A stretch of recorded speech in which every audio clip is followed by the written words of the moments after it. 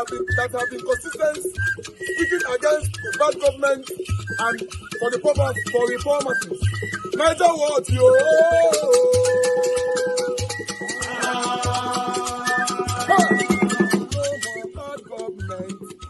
No more bad government. Niger what? No more bad government. Niger what? No more bad government. The only media that have been speaking. No more bad government. The voice of the voiceless. No more bad government.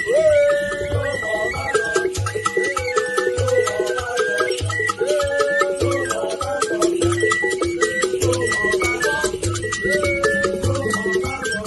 Niger what? No more bad government. For the poor. No more bad government. Niger what? No more bad government. Niger what media?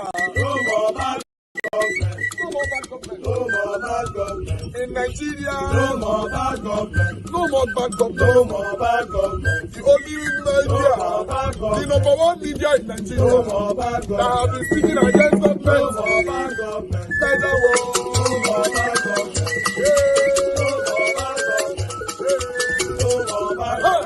Niger what yo?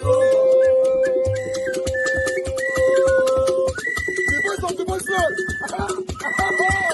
The voice of the voiceless.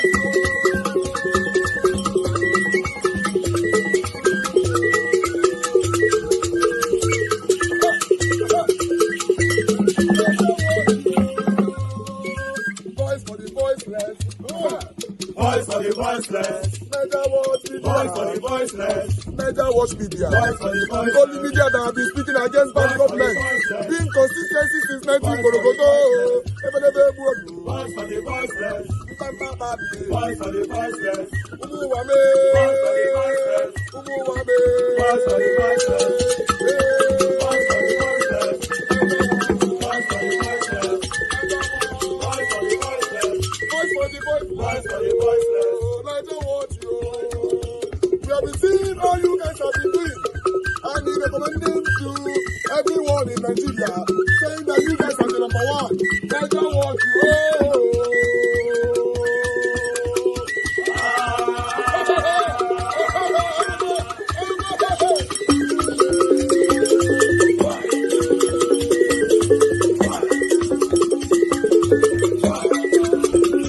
How do we get this back on the plate of the government so they consider the plight of the average Nigerian? Well, when you engage in a protest to get people in power to hear from you and accede to your demands and they don't, you engage in bigger protests. That is how it is done world over. And we were very clear at the beginning that we know the kind of people we are dealing with and we are in for a long run and it's going to be a marathon. And that is why another protest is being planned for October 1. Starting from October 1, be very clear, not just a one-day activity, because October is a significant month for a number of reasons. One is that the 1st of October is Nigeria's Independence Day. The 20th of October was the day that the army went and shot at the NSAS protesters at Lekki Toll Gate. So a lot of activities will be spread out in October.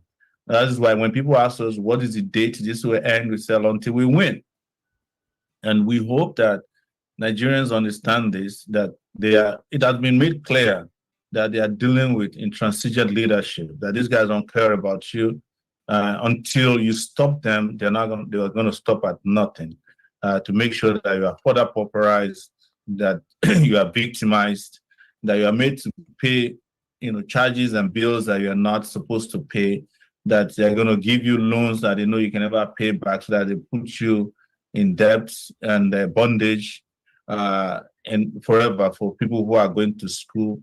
They are not even dealing with people who want to leave the country legitimately. Like nurses have to pay almost 3 times or 4 times what they need to do to get some kind of certification. Doctors are getting stopped for nurses. They're punishing every aspect of our own institutional life of survivor. Meanwhile, you go to them, they're paying themselves more salaries, they're receiving maximum wage, while people are receiving minimum wage. They're buying planes, they're buying yachts, they're building new houses for themselves, they're traveling all over the world, So To them, Nigeria is like an adventure, and they believe that they can take the people for granted. And they have been right so many times that the people of Nigerians are just so complacent. You can almost take them for a ride and predict what the outcome will be. And, Nigerians are the people they said, if you push them to the wall, instead of pushing back, they will go and look for a digger to be digging the wall so that you can push them more until you seal them inside the wall and they die there. That's the Nigeria that they are used to.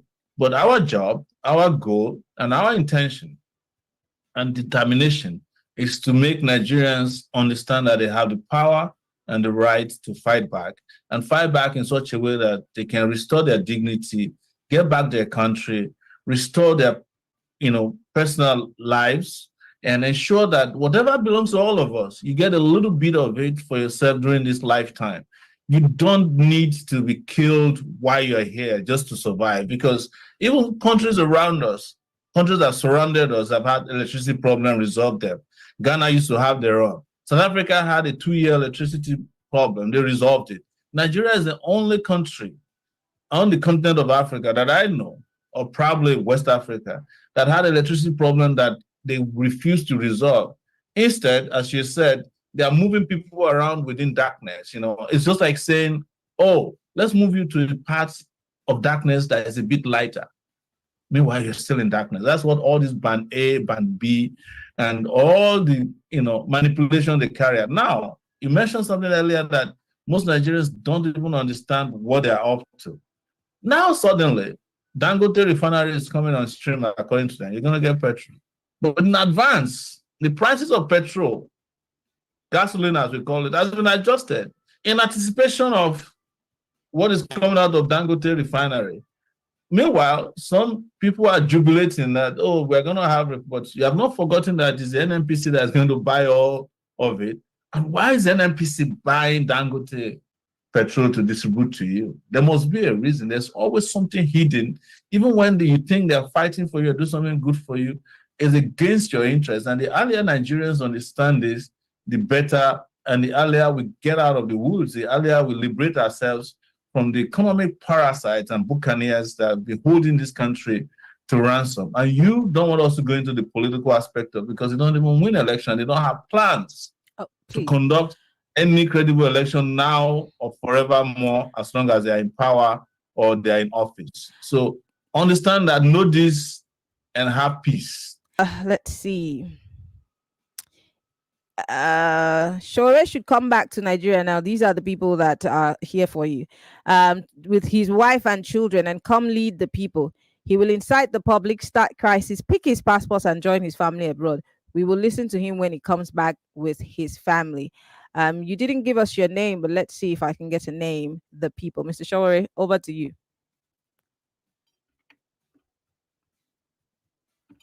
So many of the questions you hear them repeat, they are programmed to do it. It's part of the programming of Nigerians to keep repeating things that don't make sense, with due respect to some of them. Anybody who understood how I have been involved in Nigerian project for the last 35 years cannot be asking me, oh, you don't bring your children and family to protest. When Tinubu was protesting against Jonathan, did you see Sheyi there?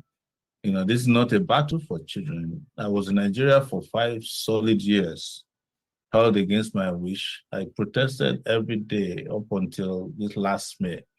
But there's something you must understand why this is also repetitive. For those who may not even be programmed, they are telling you, or they are repeating, that it is dangerous to live in Nigeria and still express yourself freely. So asking you to come back is, come back now so that they can kill you. That's the way people are programmed. But we're saying to you, you don't have to die because you have an opinion that is different from those in government. You don't have to be killed because you're engaged in protests. And you don't need children to lead protests for you. These protests are for the future of our children. And that's what I've done my entire life, is to fight for you. Fight. Even if I bring my children, I bring my wife, and put it. These people who are telling you that they will join, they will never join because they have never joined any protest before. It is just their own way of expressing their fears and projecting it on you, or projecting what it is typically what the government will say, the people in government. So I don't want to pay too much mind to that. And we've discussed this before, that it is irrelevant to keep paying attention to things that are irrelevant in the scheme of things. The most important thing is for all of us, whether we are home or abroad, to join hands together to make the country a better place. I have said it, and this might sound petty. If you have a highway from Calabar to Lagos today, I don't have a car to drive on it. The people who are likely to enjoy it the most are the people oppressing you, because they are the ones who have Bentleys, they are the ones who have the best cars in the world. If there's a good airport in Nigeria, I don't have a private jet to fly into it.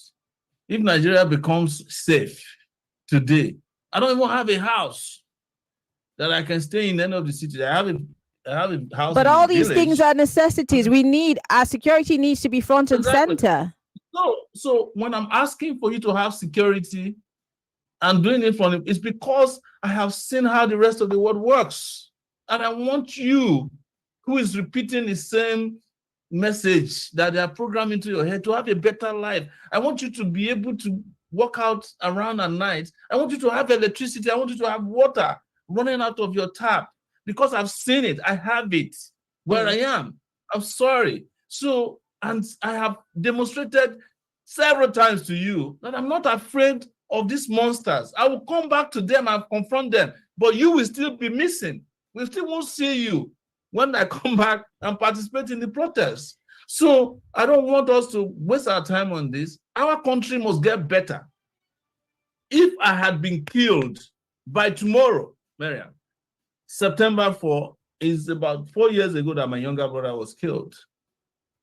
If I had been killed while I was in Nigeria, everybody would have moved on, right? Would you be asking me to lead if Buhari had? I was shot at in Abuja. My nose bridge was broken. There's nothing they didn't do to that. I was abducted inside the courtroom. I could have died in any of those scuffles. Would you still need me if I died to come and lead you in the protest? We have to go. We really have to go. So I just want to say clearly that Nigerians should decide to become free.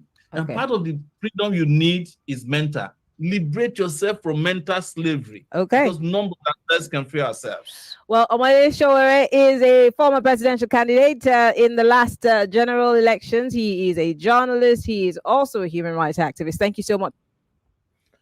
All right.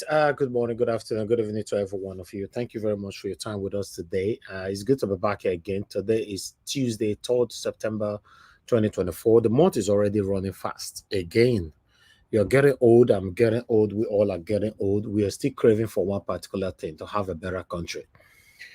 Yes, I appreciate every one of you, right? The mother of all Mommy Diaspora. Thank you very much, Mommy, for all you do. Good evening to you. Thanks for your love, for your care, for your prayers, for all that you're doing for me. I appreciate you and love you so much. Thank you very much, Wabo Felix, Abu Azi. Thank you very much, sir, for all you do. I appreciate you. Thank you, Frank Uno. Thank you very much, Mobile Freedom. I can see right there as well. Thank you, Onyi. I can see you. Nena Ogbona. Thank you, my wonderful people. ML, I can see you. UC Andrew, Victor Ogene. Ogenena boss. I'm not sure if I pronounced your name properly. Thank you very much for joining us. Gio, Deborah. Thank you, my people. I appreciate every one of you. Peggy Modi. Good evening to you all, my people. Now God bless you. Now, Mr. Johnson Emmanuel. Thank you. Madam Obi Ashuko, thank you. Patricia Nofe, my dear sister, thank you. God bless you all. I'd like to move on right now because I've showcased so many people already on the screen. Yes, that was a very interesting, although I didn't started that particular video from the beginning. I'll guess that you should go to what is it called? Go to the Nigeria Info FM on YouTube and watch it from beginning, because they actually took a long break in the middle. When they came back, that's when I started playing it. So they actually spill out a lot of things that Nigerians need to know. But people who started calling into the show as well, the statement and the questions were baffling. You see what these guys are saying? People in Nigeria are telling the people in abroad to come out and lead the protest before they can protest. Now, tell me why we should be supporting these people back home. Because you are calling the people in abroad to come in and lead the protest for you, and the same people you are calling in abroad Almost everybody are doing well. Yes, almost everybody, we all are doing well. Almost all my life, I've never experienced a darkness in abroad, in the UK. So I don't understand. And so they just mentioned something very, very important, that if maybe they buy him all this why, a lot of Nigerians would have moved on, which is true. Nigerians will still criticize you while you're on your grave. And it's sad. This is what I talk about all the time, that we need to come together collectively so that we can have a new Nigeria that we want. 2027 is around the corner. You see some people will still be supporting Satanism. You know this person can never give you any good Nigeria. You know these people, the best they can give to you is rice. Rice. Now rice that they give you now, rice. You will still end up voting for them just because the person is from your village. Look what is going on today in Nigeria. And so we mentioned something very, very significant again about this Dangote Refinery that have been trending since morning everywhere. I'm going to play it to reference to it shortly anyway. You know, Dangote's, Dangote Refinery. Dangote Refinery is trending everywhere. But guess what? NAPC still need to buy the petrol from Dangote to circulate to Nigerians. But the question which so we ask just now, why? Why NAPC go still buy the petrol again from Dangote before it go come reach my hand and your hand? Why? These are questions some of us needs to be asking.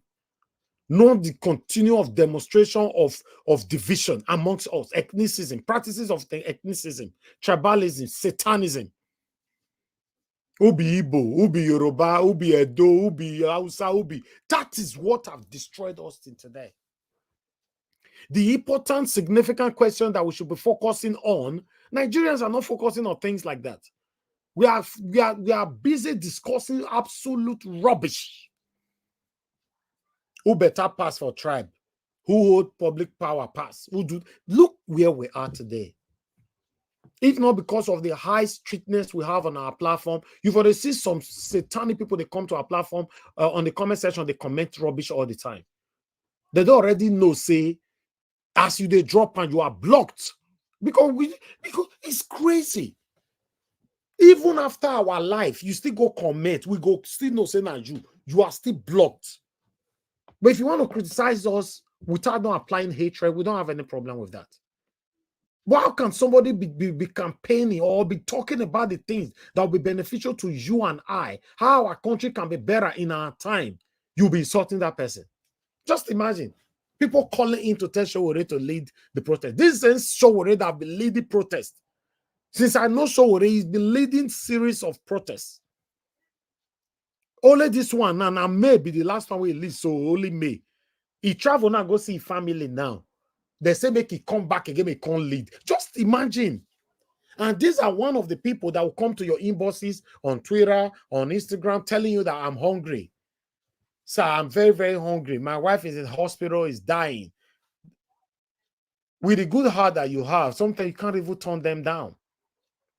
Nigerians, we can't continue like this. The politicians are capitalizing on our stupidity. They are capitalizing on all of us, all of our confusion, division.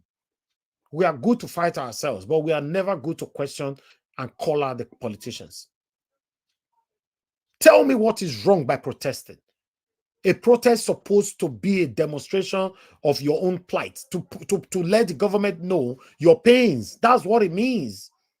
But it's only Nigeria that restricts you from not protesting. If you protest, no, you are finished. Tell me why. With the protest for UK, and I believe many of you listening to me right now, if you're not living in Nigeria, any country that you are hearing me from right now, the protest right there. Why is it that our own country, our own country just can't be like this? It's crazy. Thank you very much, my people. I thought I should quickly add to that. Good morning, good afternoon, good evening to every one of you, my people. I'm going to post out a link for those of you that want to join us as we round up with our remaining videos. Please click on the link that I just posted. Join us here and let's talk about the things that's affecting us today. Thank you very much, my people. Press on the like button, help us to share. Now God bless you now. I would like us to quickly listen to this one first. Abby, over to you. Hello, good morning, Ayo. Good morning. I'm not sure who's in studio, Dr. Reuben, Rufai. I'm not sure who's in there. But of course, it's another momentous occasion. We're here live at the Dangote Refinery and Petrochemical Complex. Of course, first time in 28 years, we are having a Petrol PMS premium motor spirits being produced in Nigeria. And with me, of course, I have the president himself of the Dangote Group, as well as Fatima Dangote and Mr. Edwin Devakoma. These are very familiar faces, of course, but we're quite pressed for time. So I just want to ask, let's just capture your sentiment on what this moment represents for you as a group. I know a lot of work is happening. You've had a colorful few months, last few months, but let's talk about. Thank you, Mama Isho. I can see you already. Thank you. What this represents. Of course, you're holding the very liquid gold right now. Well, this represents, a very historic, monumental, achievement, which I think I must congratulate the people of Nigeria and the government of President Bola Ahmed Tinubu for giving us all the support to be where we are today. This achievement, really, you are right, in the last 28 years, we haven't really had this sort of achievement, but you can see that even there are some videos of 1974 which will have fuel queues, and those fuel queues that are still here.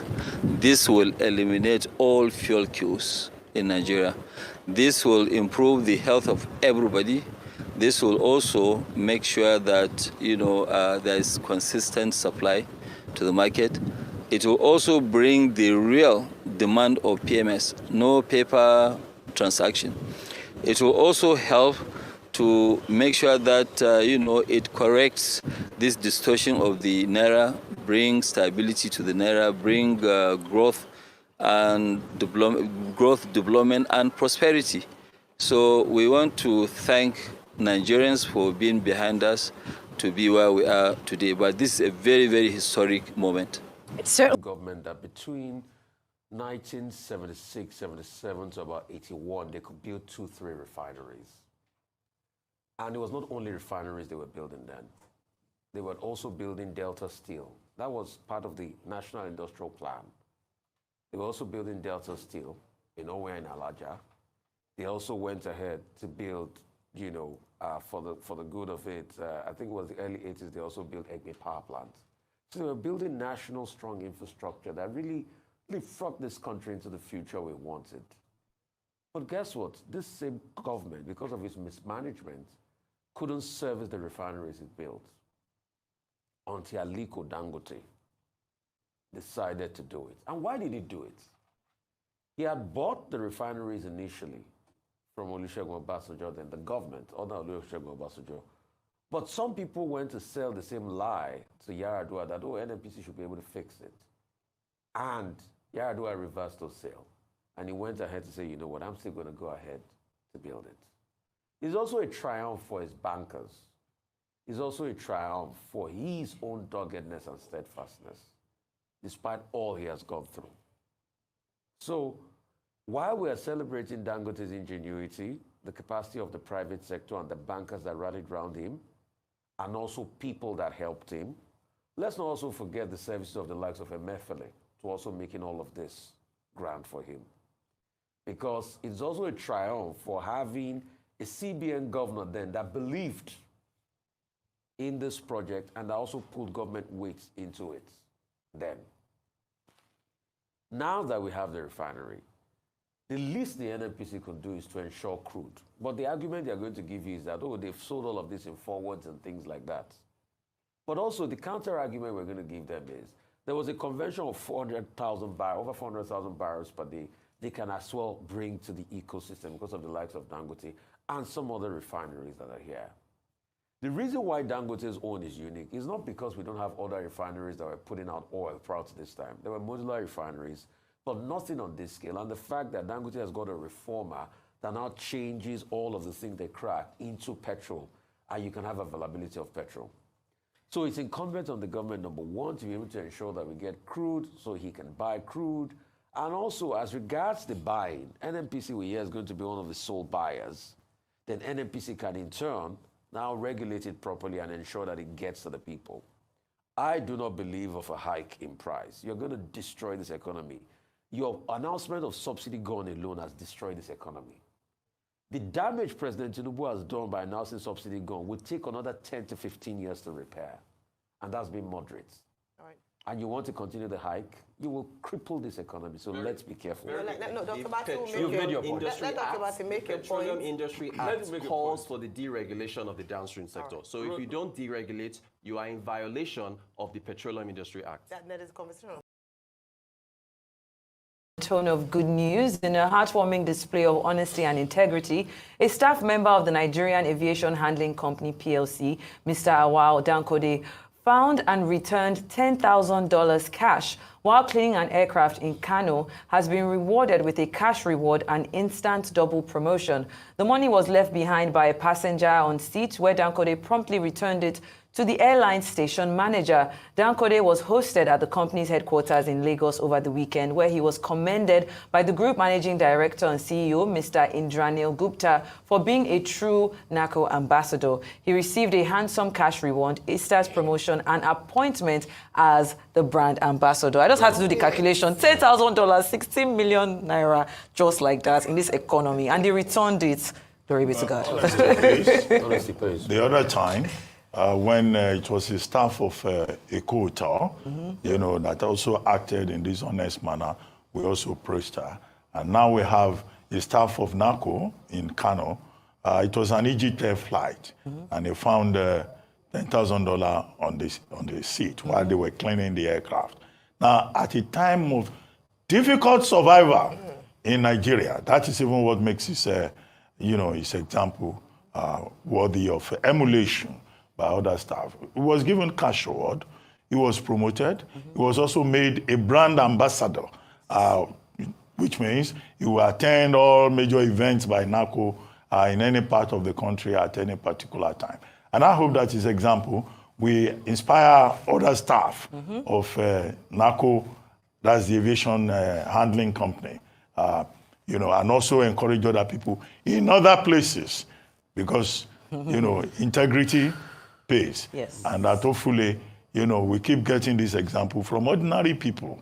I hope our leaders, the people in high places who also stumble upon Nigerian resources will be honest enough to make sure that those resources are given back to the people who own and Nice one, Dr. Mati.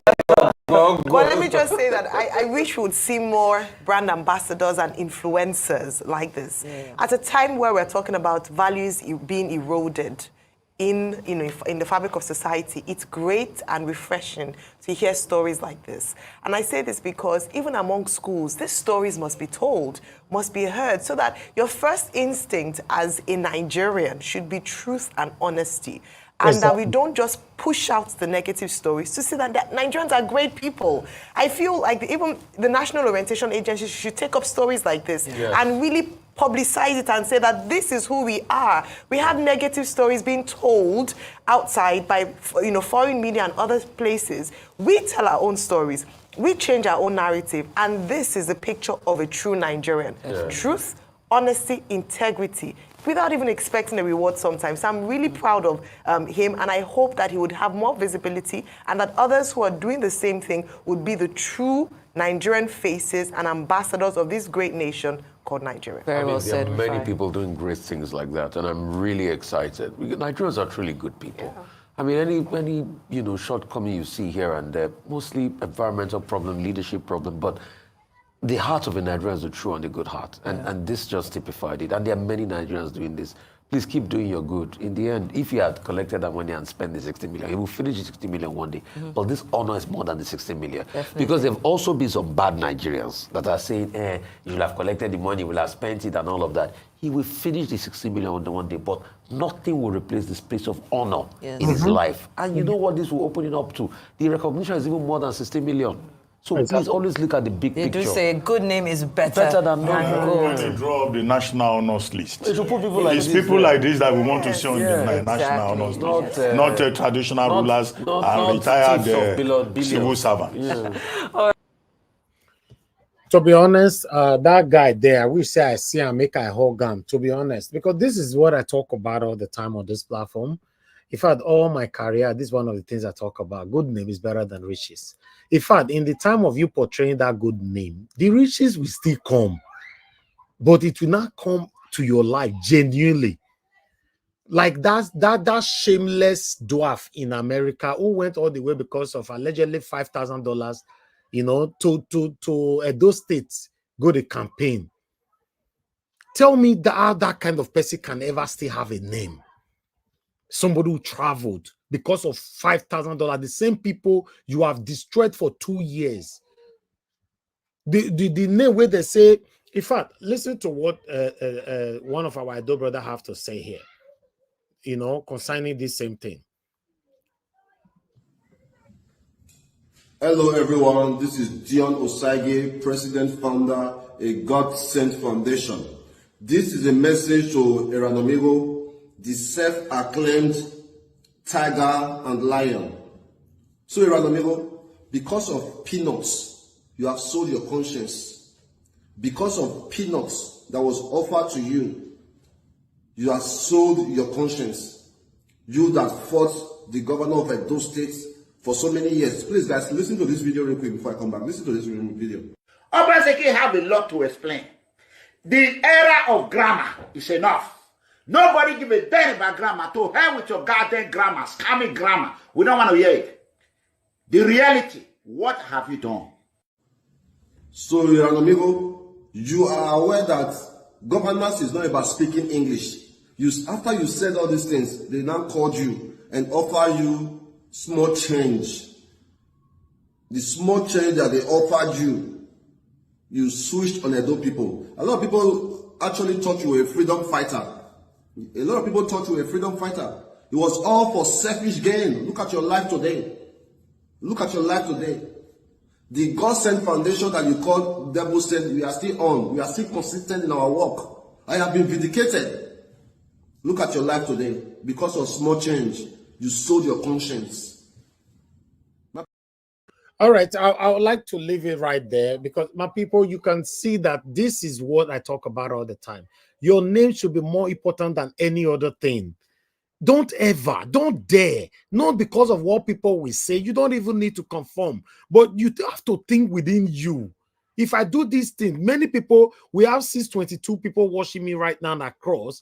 These people that is listening to me right now, I want to face them. What will I say to them? They will throw question at me unexpectedly. What will I say? These are the things you should put into consideration. Just because of $5,000, this dwarf travel, they're not buy ticket for her now, not go Nigeria now, as we they talk. So they say they wait for us when buy ticket for her, and as when no one buy ticket for her, may give me to come Nigeria. He could not even get ticket on his own to go to Nigeria. We now see where we find ourselves. This is one of the things we're talking about, because whenever an election is coming like this, most of the front runners, most of the youth, they are already thinking how they want to gain money, take rice, bag of rice, or whatever from this satanic set of people who call themselves politicians. And you expect the same person to work for you tomorrow once they get into office. How is that possible? No, tell me. A politician that has spent excessively for people, and they collected the money from them. If they don't work tomorrow, you're going to come and say no work. Tell me how many people supported Governor Obaseki that is still questioning Obaseki today, apart from Niger Wash. Yes, I can hit my chest. I supported Obaseki in second term because of the oppression from Oshomole. That's why everybody, I didn't supported him on the first tenure when he was in APC. Oshomole denied him a ticket. He now moved to PDP. And the way we saw how Oshomole was demonstrating his satanism, not just me, almost all Edo light all over, both home and in abroad. They now decided to support this man. But immediately was sworn in, returned back to office, and still the only standing man that has been checkmated this man. All of una way collect money from your hand and do all these things. We're on our life today. Now, we have another election coming on the 21st of this month. Election never even reached down. Who they collect $5,000? How much is $5,000 for Christ's sake? Eh? If you are not poor or useless in America where you did, one bedroom flat where you did with your wife and 7 children, how much is $5,000? Where you go disgrace yourself for? This is where we find ourselves, my people. Thank you very much, my people. I appreciate every one of you. I'd like us to start talking. Good morning, good afternoon, good evening to you all. I have one or two articles that I'd like to quickly take the headline for you guys. But before that, I'd like to go on this break. When I come back, then we take these articles together. Guys, press on the like button. Help us to share.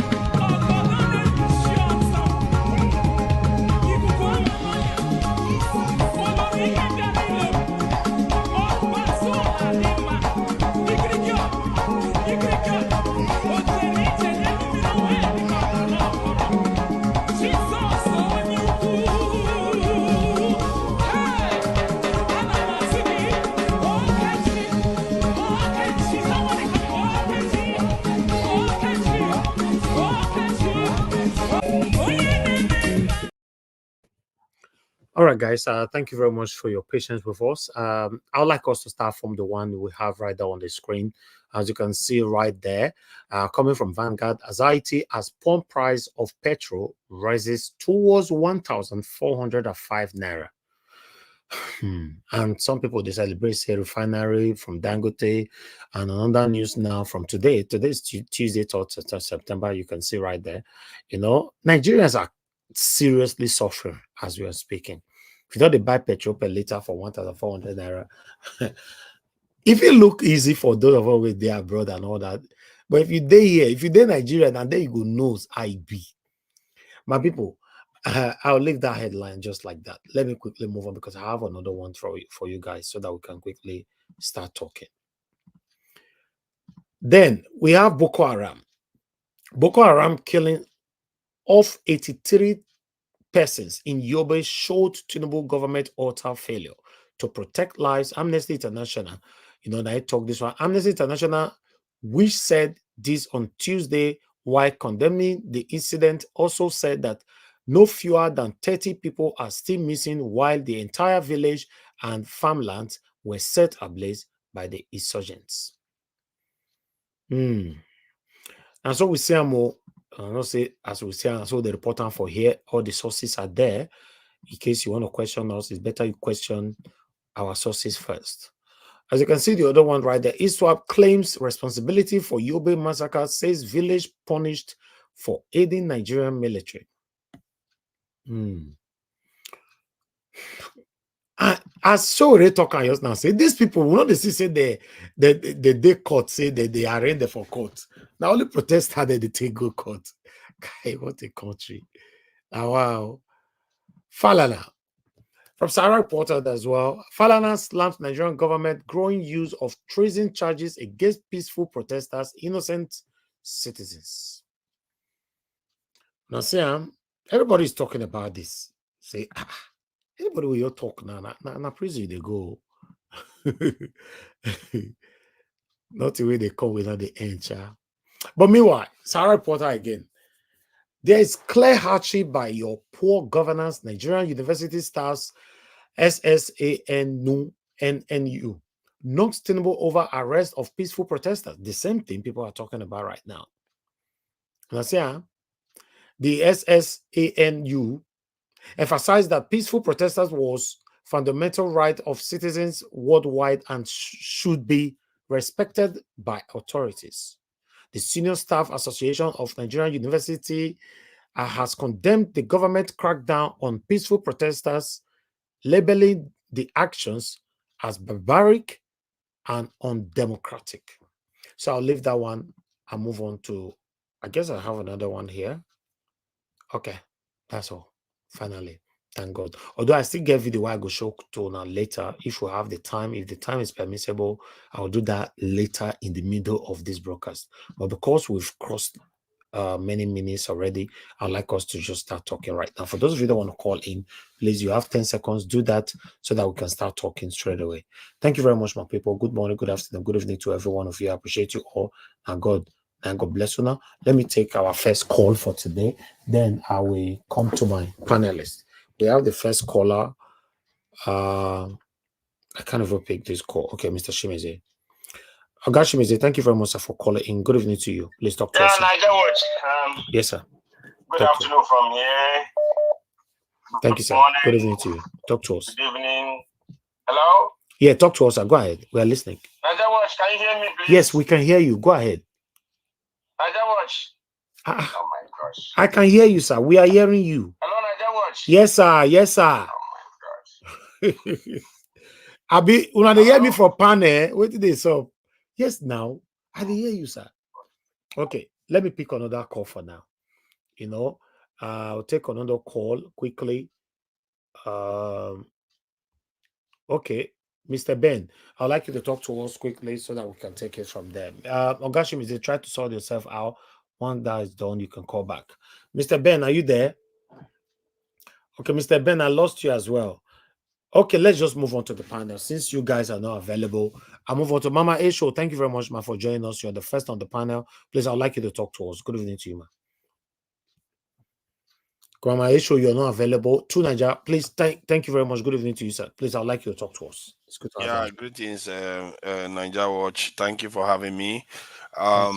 Greetings to everyone on the panel, to the chat and the viewers. Greetings all. I think it's regarding Dangote for me. I really appreciate the fact that this has happened. And he actually went into details about some of the issues. I remember when we were talking about this regarding foreign exchange.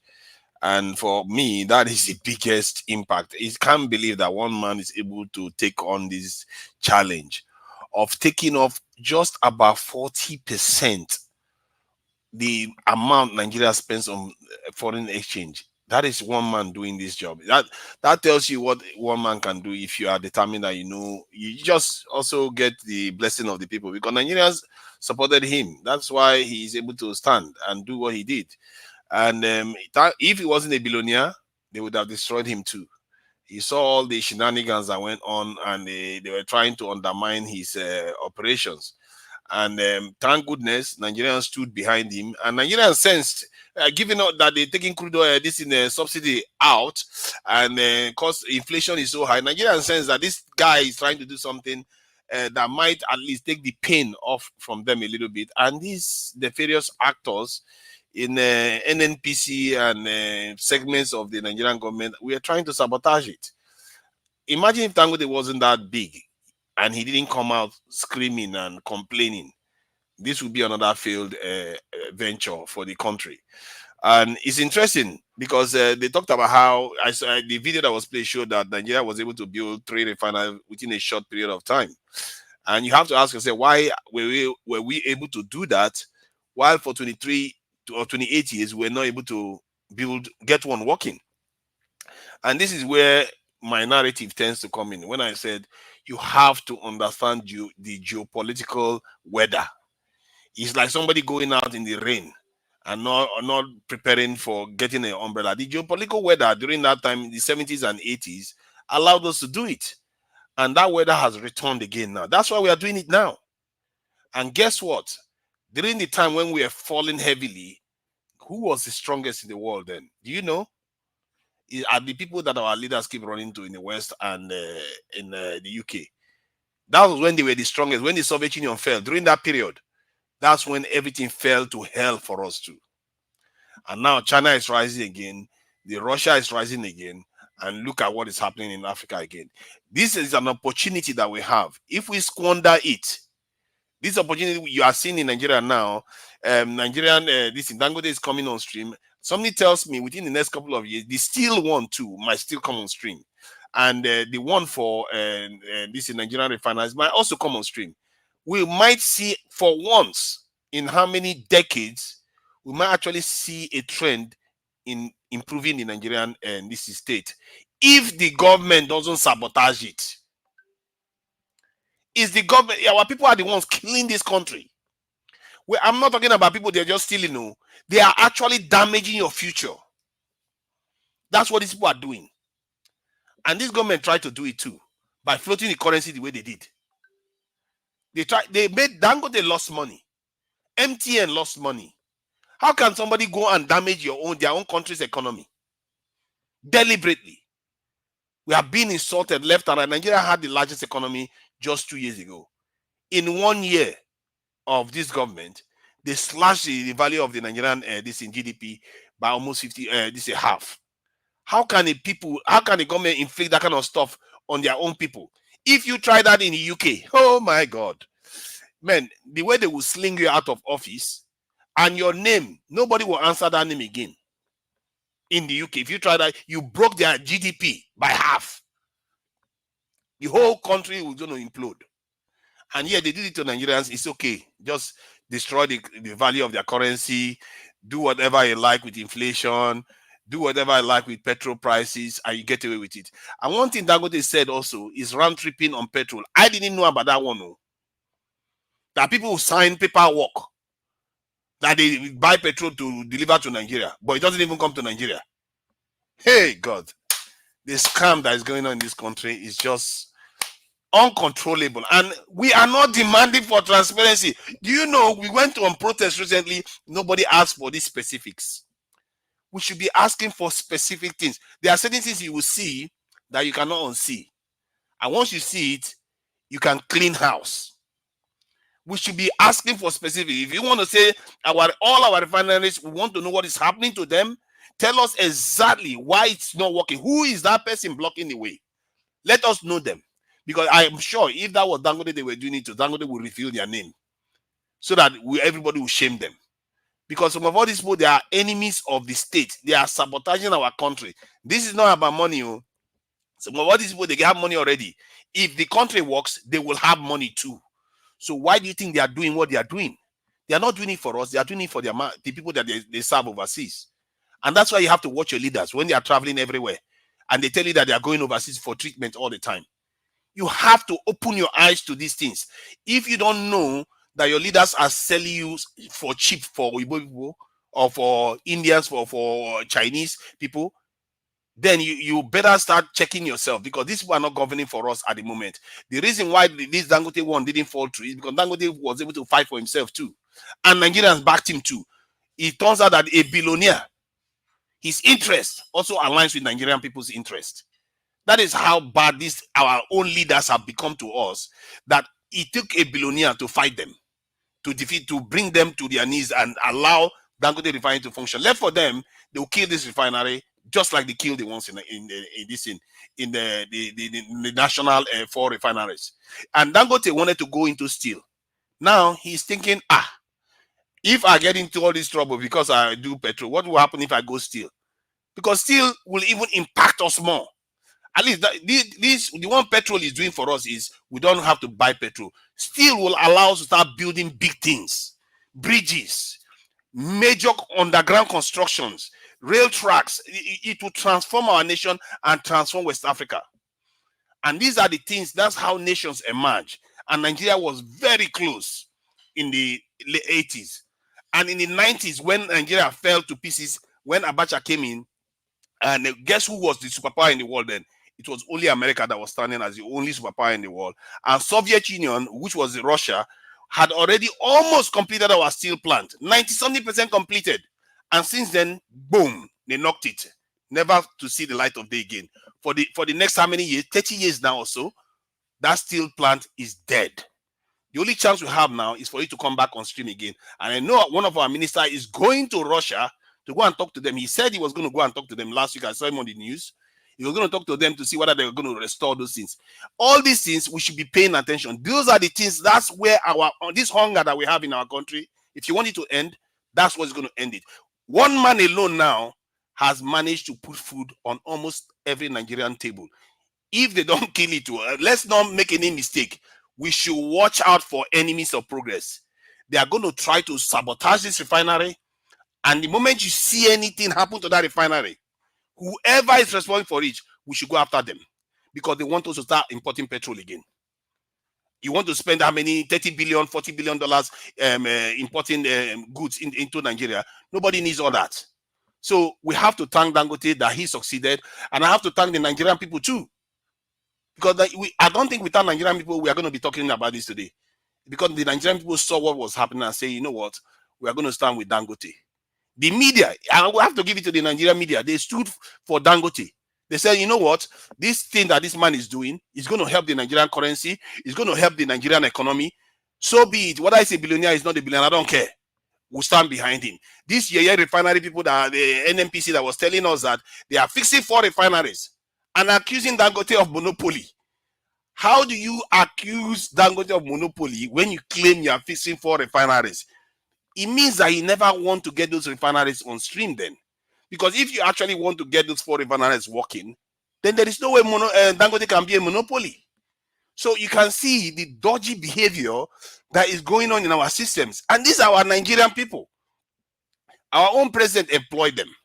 Nobody is holding the president accountable. Why are you employing these people? You are the Minister of Petroleum, and yet they are stealing our crude oil like as if it's a merry-go-round. We don't from under the ground. These type of things are the type of things we are supposed to be knowing. How can they be taking our oil? We don't know who is taking it and how much they are taking. This is too much. We should be asking for specific things. We want to know how much is coming out from the ground. We have to have a way of checking the meters that what they are taking from Nigeria. Because Nigeria 2020 or 2018, they said we were even doing 2 million barrels. Now we are doing 1.3. Right. Thank you. Is that? We have to demand accountability. If you want to protest, find one thing, protest it, achieve it, then go to the next one. And you will see how quickly Nigeria will be fixed. Thank you. To Nigeria, I would like to quickly add to what you're saying. You know, you are talking about if they're not going to frustrate this man and all that. You know, they have started. You know, you always saw they talk and just now say, you know, NNPC will be the one to buy the petrol from Dangote before it can get to you. Yes. Don't you know what that means? I'm already worried about to be like that. Mm-hmm. It doesn't supposed to be like that. So they are going to frustrate this man. I just hope say they not succeed. Nigeria watch. Yes. They will not frustrate him because Dangote is going to play by the ball. He will play by their own music. Simple as ABC. I just hope so because this Dangote step will be so beneficial to Nigerians. Dangote is going to play with them and the fuel price will never go down. Yeah, that's my problem. That is my problem. In other words, they will create their own round tripping within the system. Thank you so much, Black and that is very, very deadly. If it means that the benefit you are supposed to get from Dangote Refinery, they could seize it. They could seize it. Although Dangote did say that it's only for petrol. So it means they could go and sell diesel and all the other products that he even mentioned. I think propanol or something like that. He mentioned other chemicals that Nigeria needs that we have to import that he can now sell to Nigerians directly. That is only petrol that NNPC will control. And that is very concerning. And it's something that we as Nigerians have to be monitoring. Because the NNPC just revealed to us that they owe $6 billion to the people that they are buying crude oil from, petrol from. How did all that happen? How can these things, what kind of country is this? How can this be running country like this? Let me take this call. It's crazy. Unbelievable. Thank you, Mr. Jude. Thanks for calling in, sir. Good evening to you. Please talk to us. Good evening. Good afternoon, my side. Good evening. Yes, sir. Good evening to everybody. Mr. Tunaja, thank you for your submission, but I'm surprised to say you don't know that there is round-tripping part of this importation. And that's why the quantity that we are consuming jumped. We are compared to Pakistan in population and in the same level. We are about the same level with Pakistan. But what they are consuming in Pakistan is half of what we are consuming here. So that's where the round trip comes. People will sign papers, but nothing came in. But to cover it, they will tell you you are consuming 68 million liters, 70 million liters per day. It's easy. They can go to filling station and see the number of liters that are sold every day. But Nigeria don't want to do it. So another thing I want to say is, let us not just, some people are saying, thank you to the president. The president and his people tried everything possible to frustrate this. But because of the guy's doggedness, this thing is happening now. And people are saying, it's Tinubu that did it. No, he didn't. It's Nigerian people.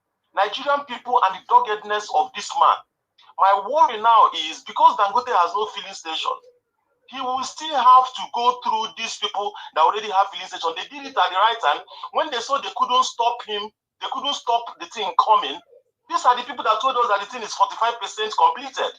45%. Now is the refinery that is refining crude oil now.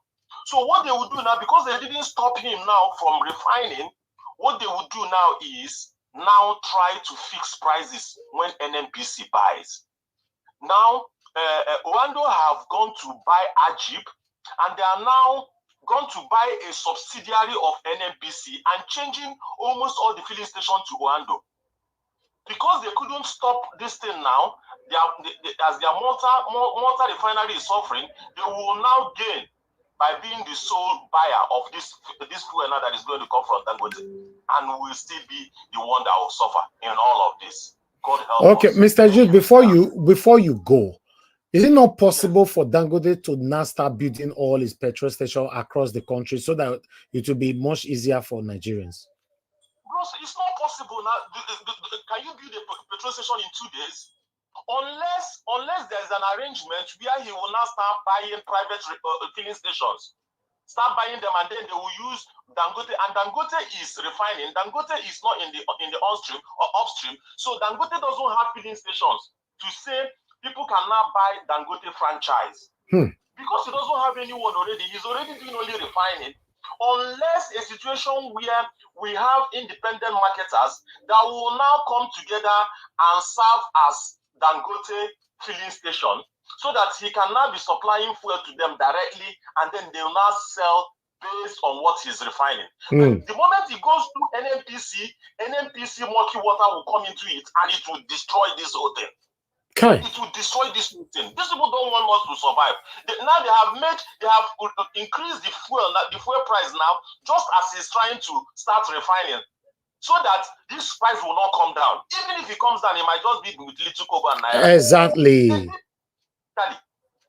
this thing strategically so that we cannot come out of this. Politicians. All right. Thank you, sir. Thank you very much. Wow. Let me take another call. Mr. Joseph Orji, thanks for calling in, sir. Good evening to you. Please talk to us. Yeah, good evening, sir. Good evening, Mr. Elrins. Yes, sir. I greet everybody on the panel. Good evening. How are you? I'm fine, sir. Thank you very much, sir. Just a quick one. About what you just said. You see, the problem is that about NNPC. NNPC is going to end up selling those crude oil to those who will pay in dollars. They will not prioritize our Nigerian marketers. Because what the Tinubu instruction said Dangote should be the only buyer, the only person who would purchase. NNPC should be the only one who will purchase the oil, the PMS produced by Dangote oil. Whereas if you want that oil, it is the best in the whole world. You can see how clean it is, because our own crude itself has less sulfur, less sugar, less gas, and more gas, less every other component that is supposed to be removed while producing those crude oil. So rather, it has more gas and the real petroleum, and you can see how the PMS looks like. Very clean. The other country that has got another clean. I thought it was water. I thought it was water before. No, that's the PMS. Another country that has got it is Venezuela, but then now America is fighting for Venezuela. Venezuela cannot produce; they can't do nothing. So we and Venezuela are the only countries that have the best. So that's the problem we have now. NNPC will go for those who will pay dollars. You will see our marketers will be denied. They will only unless you know somebody. And who are the marketers? Orlando. I'm telling you. Owando are the people they're going to make. They're going to make this a monopoly of Owando. You are the one who NNPC will be buying the whole thing from, and that's it. Every other person will be at the mercy of Owando. I'm telling you, that's how it's going to be. So that's the problem we have. How can you direct Dangote after investing his money? If there's anybody, Dangote should be left to sell to whoever he likes. Whoever he likes, he should be, because he's a company that is there. He's coming to make money. What's wrong with all this nonsense? Give him crude. You people refuse to give him crude. You refuse to give him crude unnecessarily. It's very barbaric. Very barbaric. Thank you. I'm telling you, it's really bad. Thank you, sir. Thank you very much for picking my call. Thank you. God bless you, sir. Thank you very much, sir. Ogashimize, please talk to us. Good evening to you once again. Niger Watch. Yes, sir. We can hear you. Just go ahead. Thank you, sir. It was the network was so bad on me. Yeah, thank you for picking my call again. Yeah, see, there is, if Dangote, I know he's a businessman, but there is a way they want to go faster. He can rent. There is people that rent a filling station or any gas station. He can rent and start doing this business. If I were him, that's what I would do. He can rent all over the places. There is people that want to rent their gas station for them to. He can do that. So business is how the place reach. If he can do it. For me, if I be his advisor, I can advise him and say, hey, you know what? Let's go rent all over the places and start selling gas to people. It's easy like that. But I want to ask a question. I don't know if you're going to answer me that question. As this thing started, the fuel start now at his location now. Does it mean, can this thing bring the price of dollar down? That's this question. Yes, of course. It's supposed to. Yes, of course, certainly. Okay, that would be nice. That would be nice. If they can, that would be nice. Okay. Now, for the guy that picked up the $10,000 from the plane when they are cleaning the plane, you see, some of gullible Nigeria now will be saying, oh, why is this person? He can never get rich. On this hardship, man, if we see some of Nigeria, if we go into their mind or go out, ask them on the street right away, they will, in fact, they say that guy, he will be poor forever. But see, good name is better than, in fact, it's better than being rich, and your mind will never settle down. It will never settle down because you know how you get the money. You see, it's better the money the way the way you normally say the money people that give you here is your own, and nobody will question you that, and you don't have your heart never beat even beat for a minute that this is not my money. See, Nigeria have to know that let them do good thing. Not every time you want to do bad. Leave people that doing good. Let them continue doing that good. You that doing bad, continue doing your bad. Because one day you will meet your bad day. Thank you. Watch. God bless you, sir. Thank you very much. Let me come back to the panel again. I'd like to call on the next person, which is Give Us a Mandate. If you're available, are you there? Okay, Give Us a Mandate. You are not available right now. Go to Mr. Jonathan. Mr. Jonathan, thank you, sir, for joining us. Good evening to you, sir. No, can you hear me, sir? Okay, we can hear you now. Thank you very much. Good evening to you. Let him go. Let him go. I'll come last. Okay, Mr. Jonathan, you have the floor, sir. Okay, Mr. Elvis, thank you very much. I believe you are doing well today. Yes, we thank God. Yeah, that's good. Good to hear you again today. And I greet you. God bless you for the good work you are doing. I greet all the fellow panelists just on the comment section. Mommy Diaspora, I greet you once again today. God bless you abundantly. And all those that are listening, all the callers, welcome.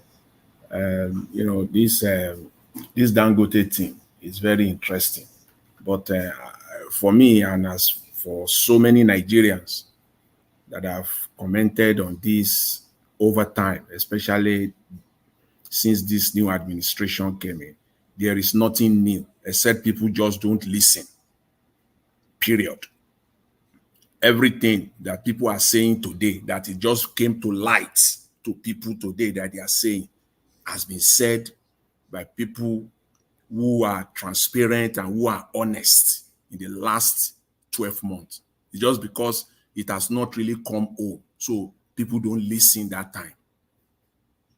That's just the issue. There is no transparency. First of all, Dangote has no feedstock. In other words, he has no crude to refine. In other words, he has no contract of any kind with an NPC or with a third party that will supply him crude to refine. That's the fundamental issue that the refinery has. And everybody have seen it, what has played out in the last month or two, thereabout now. Everybody know what has played out between Dangote, the NNPC, the Malta issue, and all the rest of it. It is clear. Dangote at this point had no choice. He had to bend. He had to bend to the government, because there is no way you will spend 20 billion. Before I even go that, let me clarify this. When people say that Dangote, when people say that Dangote put 20 billion of his own money, no. Dangote, Aliko Dangote is the principal. Is the principal. Is the chairman, board of director, chief executive of Dangote Refinery. Fine. 20 billion, the entire 20 billion is not his money. There are investors there. People have interest there. There are shareholders there, including the federal government of Nigeria. And when we are saying all of this, we should not take out the likes of Emefiele that made it happen. Put the resources, put the Nigerian economy at stake, at risk for Dangote to come to stream. So there are people, Nigerians have a stake. They want it because they are investors. They will make their money back. So the idea of selling it cheaper, people should just bury it. Mr. Jonathan, yes. Sorry for 10 seconds. I think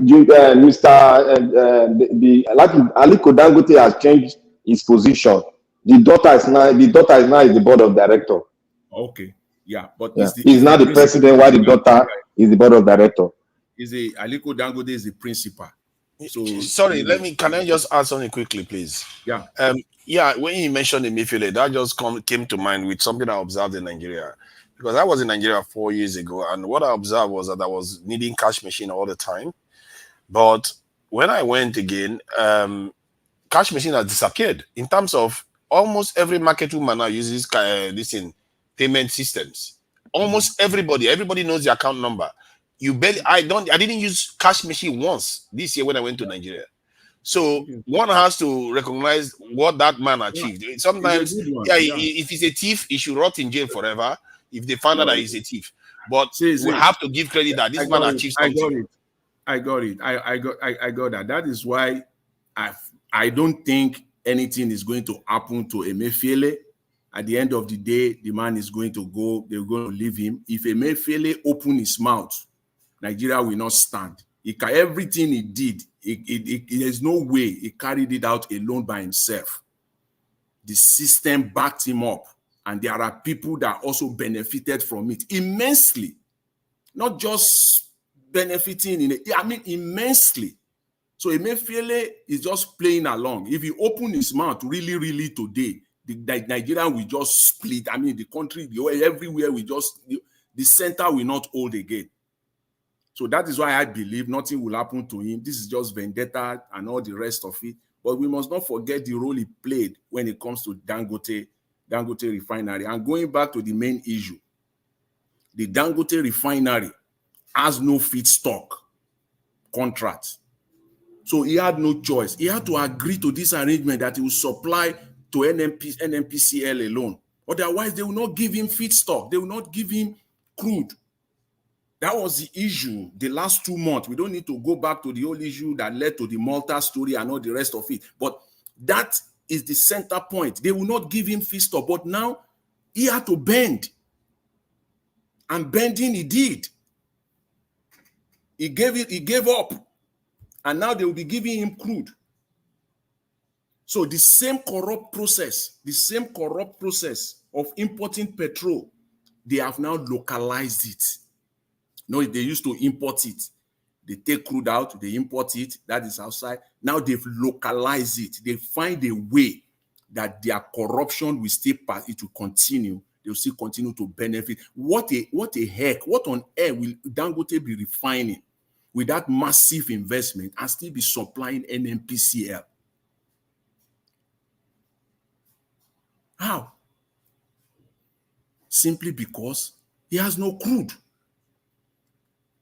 It still depends largely on the Nigerian state to supply him crude.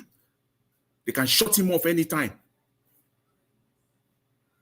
That's why, as a businessman, you go to the best place where you will get the most profit.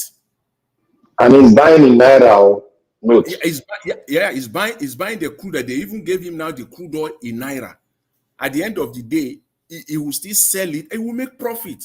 There's no way the petrol that will be coming out from Dangote will be less than 1,000 Naira. People should not just go to La La Land and be dreaming. Unless Nigerian government, I don't know, maybe they are giving him the crude oil for like $50 per barrel, convert to Naira. We don't know. There's no transparency. How much is Dangote getting the crude in Naira from Nigeria? And how much is Dangote selling to NNPCL?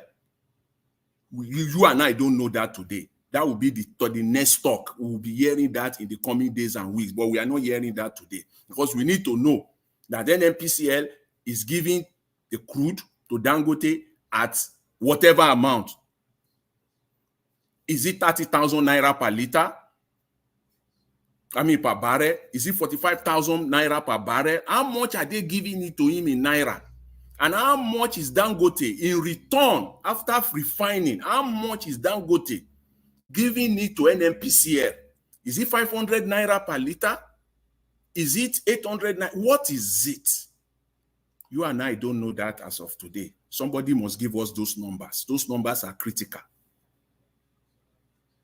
The round tripping thing, where people will just go and process documents, submit documentation, and they know ab initio that they are bringing nothing to Nigeria, has been going on for ages. And that has a serious impact on our currency. Yes, the Naira will, it's very small impact on Naira, on Naira dollar. It's not that it's going to be huge. You might see about 100 Naira, coming down, something within that range.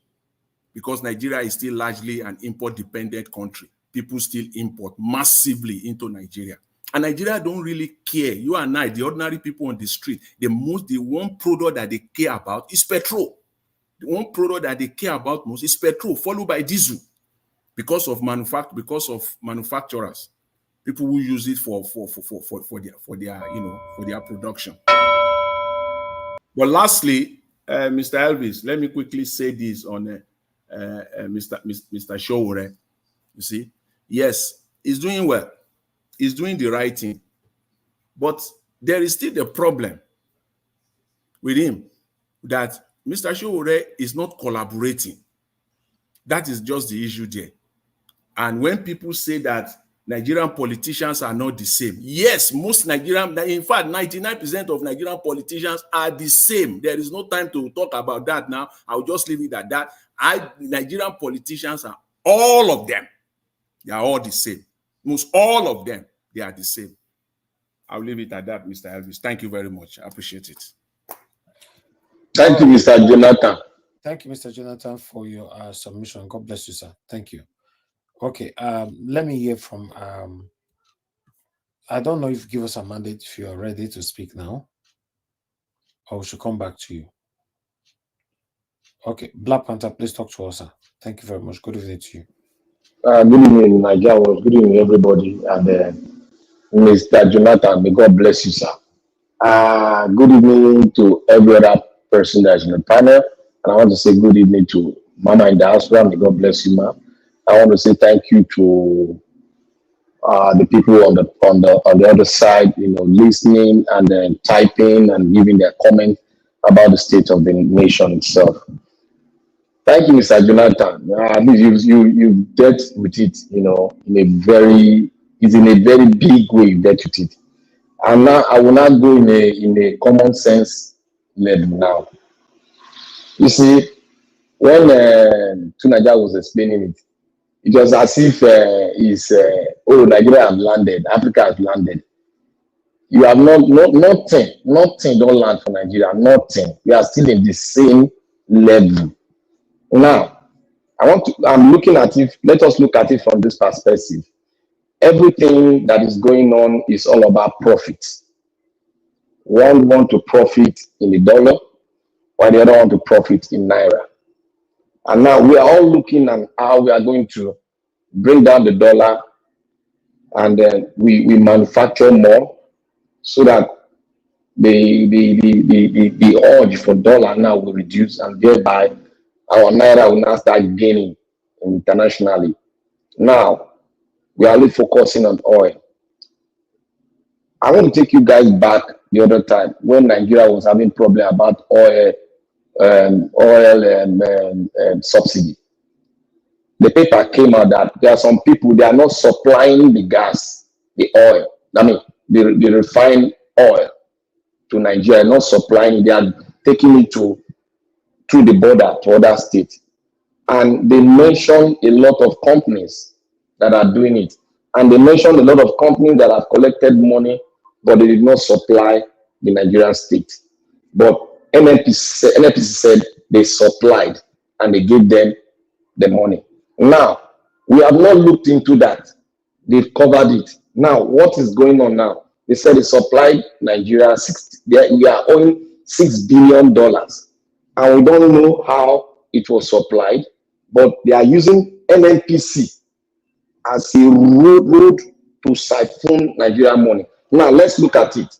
Before Dangote, Tunaja said Dangote is going to mention him. If Dangote mention him, every of his company will go down. Now, let me say this to everyone. Dangote, all his company, his company has never affected nor helped to bring the dollar down. Go to Ghana here, Ghana that is closer to us here. Dangote has a company that is producing cement in Ghana. The cement price in Ghana is cheaper, while Nigeria own is higher. Even when the Nigerian Naira was better than the Ghanaian currency, we are still selling high here. And look at it, come to look at it, all the byproduct, all the products, the materials that are used in producing cement, they are all locally sourced. Other things that are used in maybe the agents that are using, making it come out smooth, they might source that. That is about 15%. But 85% is sorted out in Nigeria. Yet Nigeria is one of the highest when it comes to selling cement, is the highest. Then let us go to other product that Dangote is producing. Boa is there. Boa is producing. Boa is selling the same price with Dangote. So, and we have this multinational, multi-billion naira dollar company in Nigeria in terms of cement. We are not yet feeling the impact when the dollar was not as high as this. Now, the dollar has gone up. For Dangote to submit himself, he has already paid allegiance to the president. And the president has given a direct supreme order that he should never sell directly to the Nigerian supplier. NNPC should be the middleman. Now, as it is now, they are still making it as if we are buying crude oil. We are buying refined product from overseas. If you not give it to NNPC, because NNPC will now play the game and bring it back to Nigerian people and stake the price, and a fixed price will be staked on it, and this thing will never go down. It will never go down because NNPC is a cocoon of corruption. that we don't know how many oil was refined. We don't know the amount of oil refined. We don't know the amount of crude oil going out of the country. We don't know the amount of crude oil coming to Dangote.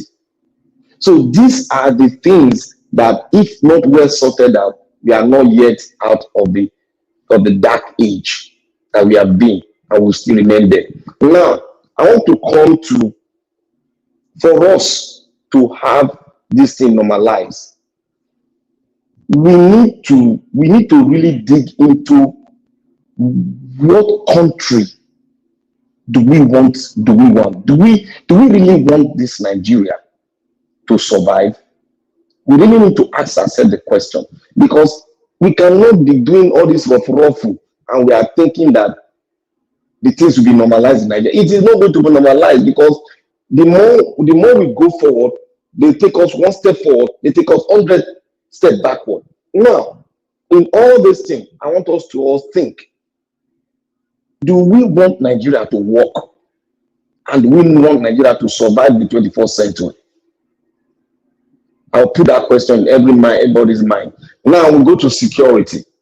You see, this government have the list of those people sponsoring terrorism in Nigeria.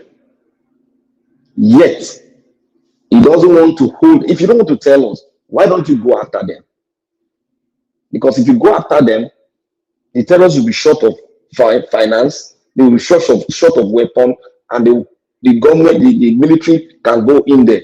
And I want to take our mind back to the military man that spoke. He said in the media, he said, if you give us 1 month, 2 weeks, we are going to run them down.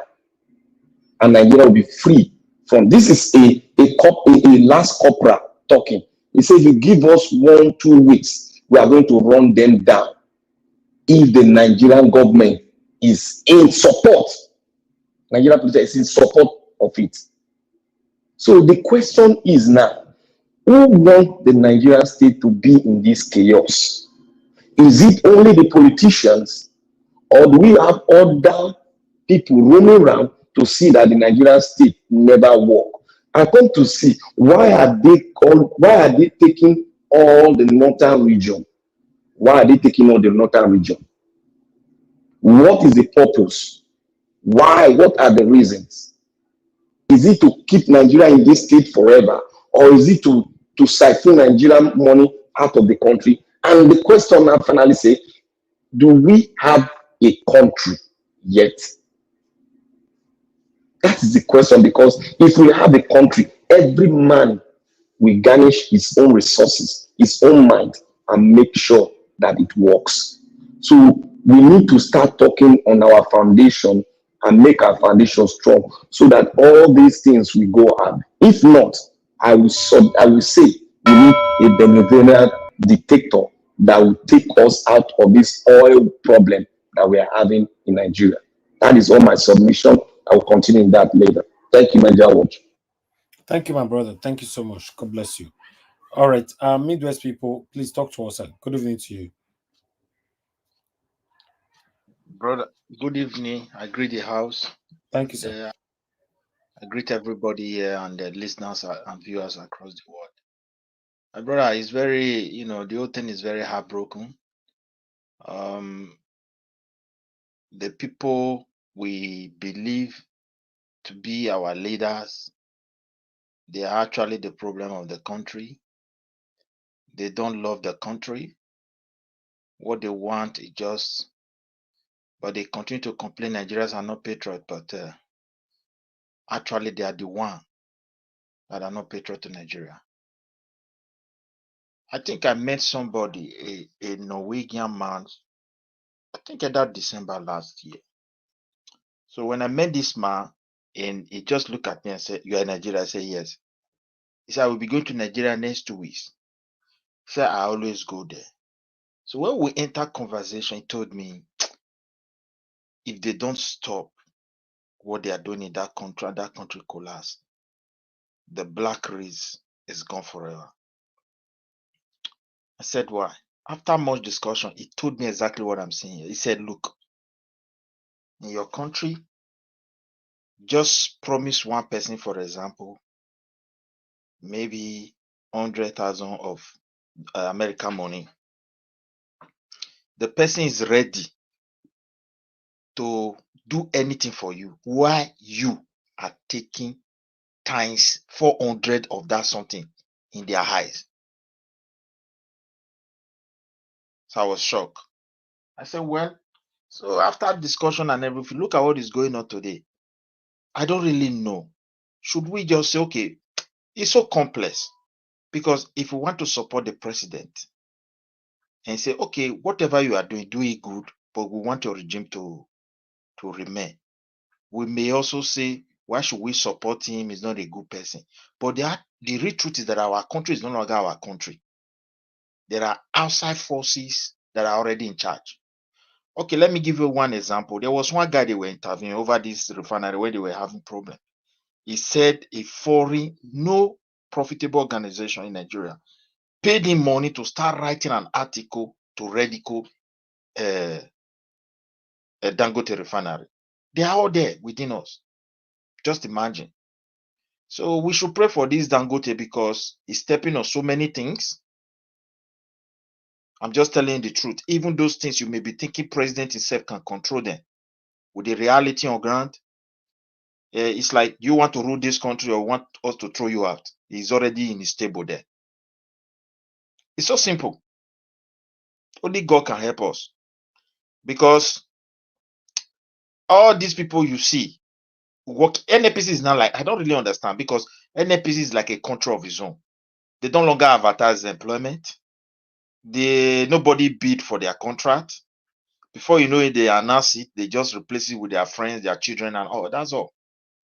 And the little things they are collecting, other people, other agents, and people who never mean well for our country will be collecting more than times 400, 500 of what they are getting. Those fuel, for long, they have not been paying for fuel. Some fuels they pay for it, they don't deliver it to Nigeria. And in that case, you want to tell me bigger countries are not aware? That's the question. They are aware. He said every country is in our country stealing. Big country that's supposed to help us. He said what is going on there, it bleed the heart. That's what he told me. He said, what is going on in that country? Really, if you are into some certain group, you work for that country. If I wish that country can manage their resources, I tell you, Africans will be so great. That the kind of wealth living our country, if you leave American just for 2 months, the whole system will collapse. He said the money leaving Nigeria, if you leave European Union just for 1 month, 2 months, you see everything will collapse. Company will be folding up. That's what he told me. So you can see to the revelation now. People, the country is totally, I don't know how to put the kind of words I will use here. Nobody is in charge of anything. NAPC, how many crude oil have you imported for? They just bring paper and they sign it. And that's all. They tell you how many liter. Who is consuming it? Ojobe. So later. Edo State, Lagos, this. The filling stations don't report to anybody. There is no even a place where they pump our crude oil where the meter is even working. So you can see how they bastardize the whole thing. So this is a very serious issue. Tinubu is also involved in all these things as well. Many of our multi-million. It's just that they're in a critical situation. The economic situation is very bad, and they want to do something. That's why they had this man. If not for this critical economic hardship, they will sabotage this thing. This product will never enter market. If not for this hunger, if not for enter market, I'm telling you the truth. Now they are now between like it's too much. So these people may rise or we must do something for them. But we need to pray for the man because the hands around him is not. This one is not like Mr. President issue. People outside our country are benefiting from all this nonsense, and they are not going to let it go easily. Countries that you believe they are coming to come and die for you, forget it. You cannot tell me all those dollars moving in our country. America don't know where they are going. Or maybe when they load a whole full tanker, they discharge it in European Union, they don't know where it's coming from. Or they discharge such a product in America, they will not know where it's coming from. So big countries that we thought they're coming to help us, they are all part of all this game. And it's not easy for somebody to rule Nigeria because once we are on that seat, you're going to see top national secrets and you will be surprised. You don't even know how to navigate some, except you have to comply because the hands behind it, they are very powerful. That's just what I want to say about that one. You know, so it's heartbroken. So I give the chance to another person because what the future home for us, only God knows. Our leaders, they have sold the country just because of peanuts. And thank you. Thank you. Thank you, Oga. Oga, if it's you never reach my turn. We don't call you Mama, you don't answer. But I don't show myself since for your mirror now. You not see me. Okay, hold on. I'll come back to you. Somebody call my name just now. Yeah, Destiny. I said whether I fit talk something, I beg. Are you in rush or something? No, just based on waiting, our brother just finished now. Okay, just have your 8 minutes after you come to Mama Esho. Go ahead. You have your 8 minutes. Okay, thank you. Because the thing, you know, let me go. Just be like this platform where we did right now. Now, guys, is get on. I ain't get different platform, and now some people now they help at the manager. Then one of the platform, waiting is supposed to do, you know, they do. And guy is not call the person to order, or he call the person to order, the person not take the decision, and he not fire am. Who go home? One side he blame the man, the other side he praise am. I don't understand sometimes the way we take they do for this country. Everything where we know say they happen, now the man where they talk now get all the whole blame. If the man take decision, say I give you office, now I employ you. If you are not doing things the way it's supposed to be, what is the next thing? I call you to order, you did not take it. Then is it not right for you to fire the person? You are saying this man does not do well, the man is doing well, he's trying to help the country. In whose aspects? Everything where the man they do, no one where they go well. Since this man don't tell us, say the refinery one come since they enter power. Whether I'm Melekiare, I don't know. Since they enter power, I don't tell us. From this month, you enter the next month. From the other month, you enter another month. From the other month, you enter another month. Then the man not fire her. Then you come here, they tell us, say, all these APC support are not just understand. And the way they pay me, say, if any of them here come and both say, any of people, any of them where they support for APC, they'll feel beat their hand for their chest if they want to make their children be like that. I thought they happy for not to they pay me. Just like I do stiff now, many of them they support that governors, and they can never beat their chest. So they go happy, make their son be like that. I know so many people where they support Olumide here go feel beat their chest, say they would like make Olumide Akpata be their role model. The ones where they support us go this towards the years. I go like make my son be role model, make Aswe be their role model, but they can never do it. But they'll come here, come they do what you know say not good at all. You know, if you accept. No, everything. All these APC people are not just really know. Una want to destroy the country. Mona tell us, Mona destroy and all of all rest. Then every time now what they confuse us. In one break, you praise the man, you praise and the prisoner. You want to put the blame, go the citizen. The citizen will come out to protest now. See where they all of the day. Many of them. It's for prison. Make I ask this my brother a question. You feel permit me? Just one question. Okay, my question to you. Do you know how many military will rule our country as civilian? They promised refinery will not the get unity we did now. That one don't pass. Because if we do all those ones, don't tell me how many. Okay, what is the reason to change government? Is it not to change government for good? That very aspect have a serious issue. That's what I'm talking about. If you know that you cannot do it, when you then resign. If you know that yes, you came out and you said you would do it, and you try and you see that it did not work, then resign. Then you people should stop supporting him, condemn him, let him know that we support you for you to do it right. But you are not doing it right. Because this is not what we planned for. When you are coming, you said this is what you will do. But you are making it worse. Okay, now so I blame No, APC, Buhari, where we don't know where for corner, not let una blame again. Now, so Buhari blame good luck, come out for power.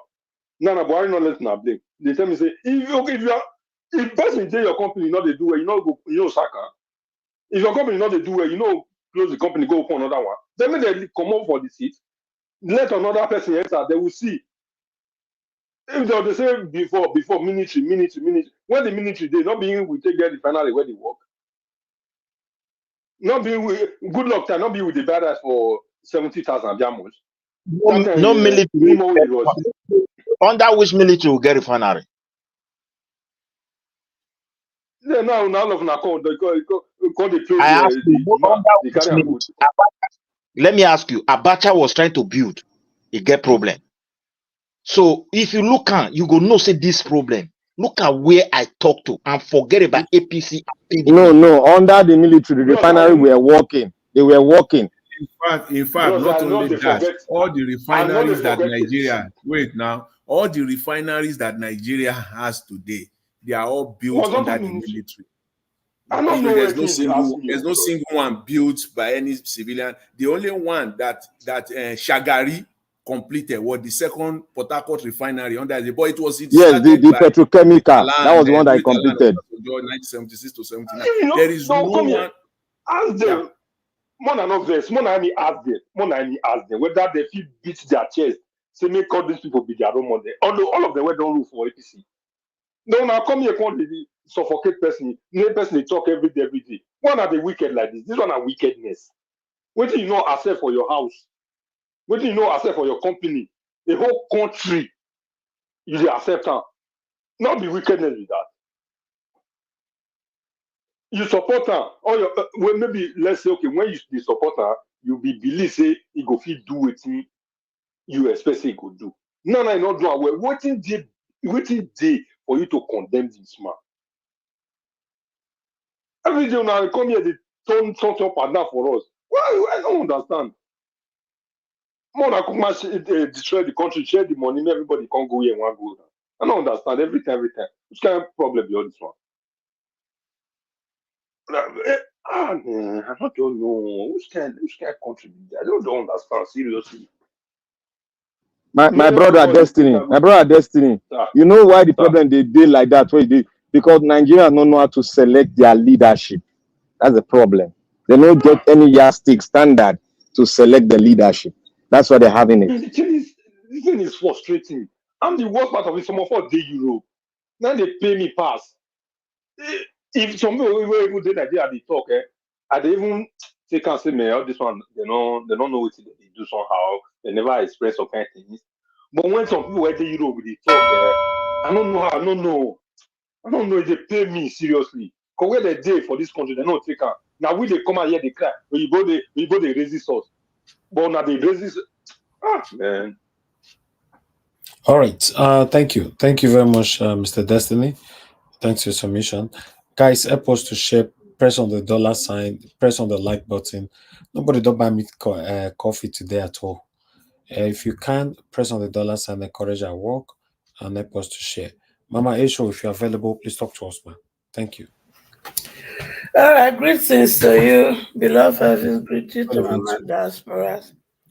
Greetings to everyone in the panelists and our viewers. And I want to say congratulations to Nigeria for being delivered from the bondage of no refinery working in our country for the past 28 years. And MFLA, at least the work when you do, at least result don't come out, even though we be talk bad of all the money when you give this man, but at least it has brought result. And to us, Nigeria, with all the damage that has been done, we have all the doubt.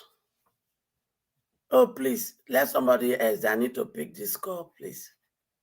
I have an interview. All right. Thank you. That's fine. We'll come back to you. All right. Let me quickly move on to the next person. We have Vincent, you've been on the backstage since. Turn your camera on. I need to know who is behind the name Vincent so that I can bring you in. You've been there since. Vincent, do the right thing. That's another name you came with. Okay. Thank you very much, Mr. Vincent. I would like to bring you in. Please bear with me. Or I don't know if give us a mandate is available to speak now. If it's not available, let me bring in Vincent to speak to us. Koga Vincent, please unmute yourself and talk to us. Tell us where you're joining us from, sir. Thank you very much. Good evening, sirs and Mars. Good evening, Nigerians. Thank you for this opportunity again. I'm from UK here, Manchester. Oh, thank you, sir. Thank you. Please talk to us, sir. My home is not that long anyway. I just want to, concerning Dangote, I think one thing that we should know that Dangote is not a novice in this game. He has been there for ages. Even with previous presidents, he has been there. So, for us saying that should get the best advisors and all that, I believe, that's my own opinion anyway. I believe that he has the best advisors and lawyers, he has best team. So this is like a game of chess or a game of draft. There are some boundaries that he can't, overstep. This is my own opinion. That's how I see it. So please, what we are saying, this man has been there, so he knows what to do and when to do it, and he knows his boundary. Before he enters into this business, I believe that he knows that he's going to step on some people's toe and that he's going to face some challenges and some forces, of course, which is, eventually things, is unfolding now step by step, So for us to be saying that, he will do this or buy stations and all that. There are some things he can do. This is Nigeria for crying out sake. So, and we know that in Nigerians, we know that in Nigeria, once we are there, you play by their rules. Dangote is not a saint after all. It's been there for ages. So that's why I believe that.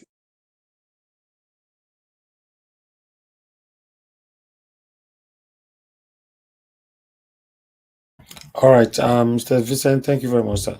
Thanks for joining us today. God bless you. Let me call on, I guess, okay, give us a mandate is still not available. Yeah, I would like us. here. Is somebody else want to speak? I'm here, but it's on. It's going to speak. Let them speak. Or can you speak now? Can you speak? Yeah, I can speak. You want me to speak?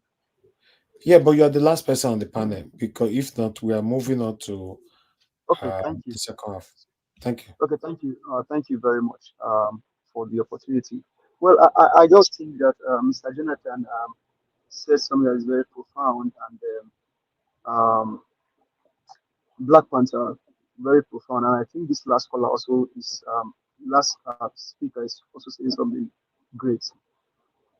Mr. Harris, I greet you. I greet the panelists. I greet from the diaspora and then everybody. Thank you very much for all that you do. Honestly,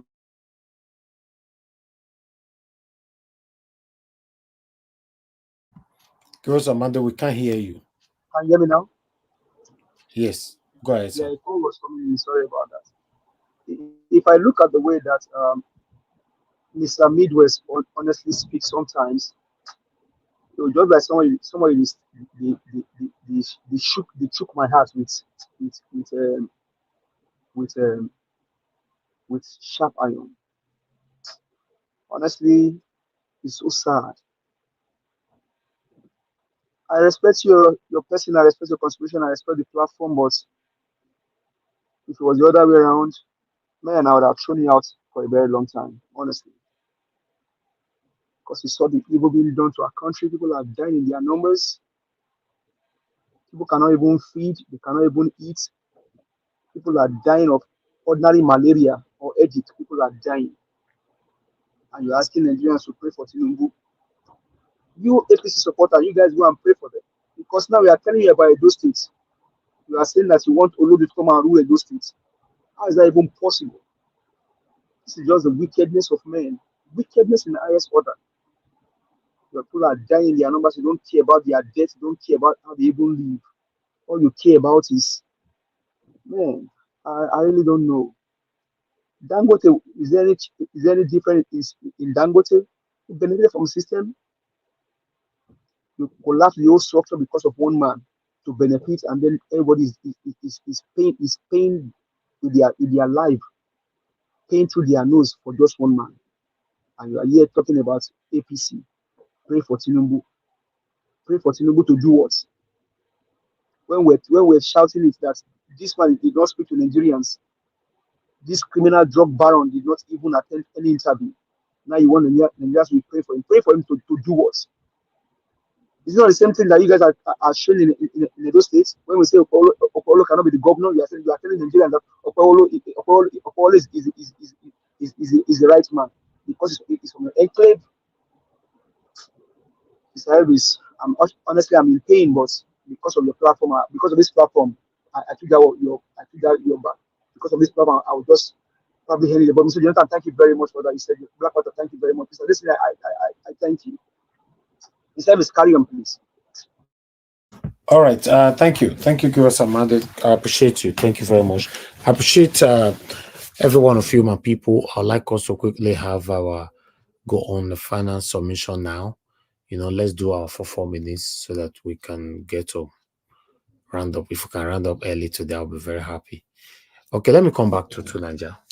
To Naija, thank you very much, sir, for your patience. Please give us your final submission. Thank you. Thank you, Ninja Watch. I think one thing I heard was from somebody saying something about Dangote cement not reducing foreign exchange. If we were importing cement, it would have increased the cost of our foreign exchange because it would demand more dollars, and increase in demand depreciates our currency. Thankfully, it's not only Dangote that manufactures cement in Nigeria. So if there was no Dangote, there would be some other person selling cement. And the idea that cement is more expensive in Nigeria than Ghana, that is not necessarily accurate. From the report that I'm seeing, it's very clear that it's cheaper in Nigeria. So we have to try to share the accurate information about these things. And I think the topic is definitely worthy of this thing, what the title, because of it's something that hasn't happened in 28 years, and it could be a strategic shift for Nigeria. And it's not only about petrol, it's about all the other chemicals that come with it too, that Nigeria is going to benefit from.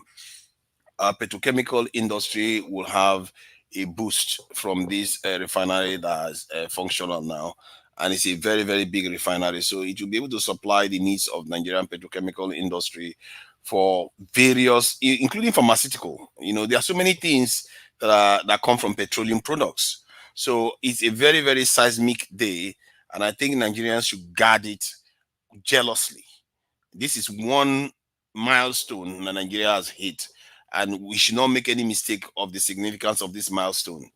There are many refineries around the world that will close down because of the presence of Dangote Refinery in Nigeria.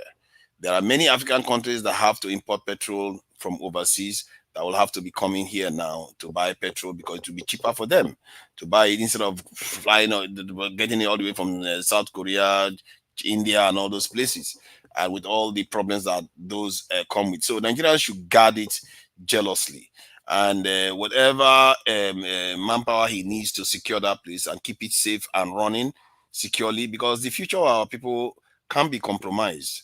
We have to protect it justly, like the Ethiopians protected their dam project. Whenever a nation wants to do something great, you always find these forces come in and try to sabotage it. I take the submission of I don't forget I've forgotten his name, the one that talked about a foreigner saying something about Nigeria, how we are willing to sell for very little. And that is a very, very tragic state of affairs, how easily, and we know I it. thank my brother for listening to me. Oh, you understand? Yes, yeah. I take it that it's so for us, we sell our people so easy. And this thing that we do, we really need to search ourselves. You see that young man that found that money and returned it back. That is integrity there. And we need to start understanding what integrity truly means. And I like what Rufai said, this in Husseini Rufai, what he said about, that good name, that integrity, nobody can take it. It's just yours now forever. And except you do something to compromise it. And if he had taken that money, he just eat it and that's the end of it. We have to understand that our lives matter a lot. If you don't value your people, if you don't believe your people can do anything, you might as well dig a hole and bury yourself because you're already dead but too stupid to realize it. Because the whole world will come and take you to pieces. That even though you woman look at it and think, oh my God, these people, I feel sorry for them. That is bad. When I talked about them giving the G20 countries, giving themselves $18 trillion within 1 year of COVID-19, $18 trillion. That is a weapon. And when I describe it as a weapon, it's not easy to completely connect it until you hear that just 100,000 our fellow Nigerians will sell us out. That tells you what $80 trillion can do. If 100,000 can do that kind of damage. So we really need to value our own life and think beyond money. And to do that, we have to start cherishing those things that we've lost. Our ancestors have always known. You have to have integrity. You have to support your own heritage. You have to support your own family. You have to support your own people. Always put your people first. No, not money. Your people will give you the money. All the people that gave all those nations money, who do you think gave it to them? Is it another people? Is there people that gave them the money? If you preserve your people, they will create the money for you. And I'm saying this to our Nigerian leaders, and anybody that wants to become a leadership material, preserve your people. If you want money, you get more from them. That is how nations are built. That is how wealth is built. I'll leave it at that. Thank you. All right, Tunaja, thank you very much, sir, for joining us today. God bless you. Mr. Jonathan, please, your final submission, 4 minutes, sir. Thank you, Mr. Elvis. It's like today is going to be a good day for you. You are rounding up. I can't just wait, to be honest. I hope so. Let's wait and see. I beg.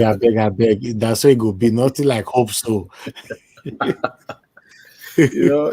This not be so it go be, oh. Not be so it go be, oh.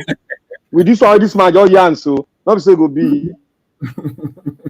This story of the man that returned, $10,000 is so profound, and it's a story in Nigeria that the Nigerian government should. It is the Nigerian government, the leadership that should lead in this area, recognizing people like this. I've never seen. Maybe somebody can tell me since my adult life that I've seen the Nigerian government give the national award to a primary school teacher in Nigeria. Just pick one primary school teacher from anywhere in Nigeria. These are the people that nurture our children. These are the people that nurtured us to become who we are today. Each and every one of us that passed through the educational system. I've never seen. Maybe people know history better. That will say, okay, so president, so year, 10, 20, 25, 30 years ago, give a national award to one primary school teacher for his or her outstanding public service.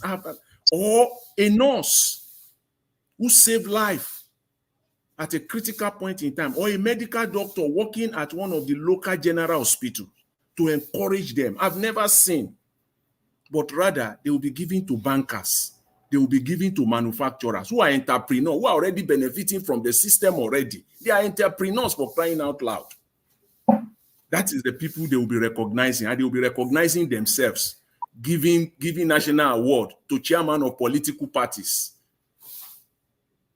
It's unfortunate. To Wike, to the likes of Wike, they will be giving. Those are the people they will be giving it to. You give it to people that are giving their lives to public service. That is people will be encouraged. Nigerians will see themselves as citizens. But unfortunately, that's not what we have in Nigeria. But somebody said earlier, I think it was Black Panther, he said the yardstick for leadership selection in Nigeria, that there is no yardstick. Yes, there is no yardstick. There is no yardstick. That's why the comment or the line earlier when someone said that Nigerian politicians are the same.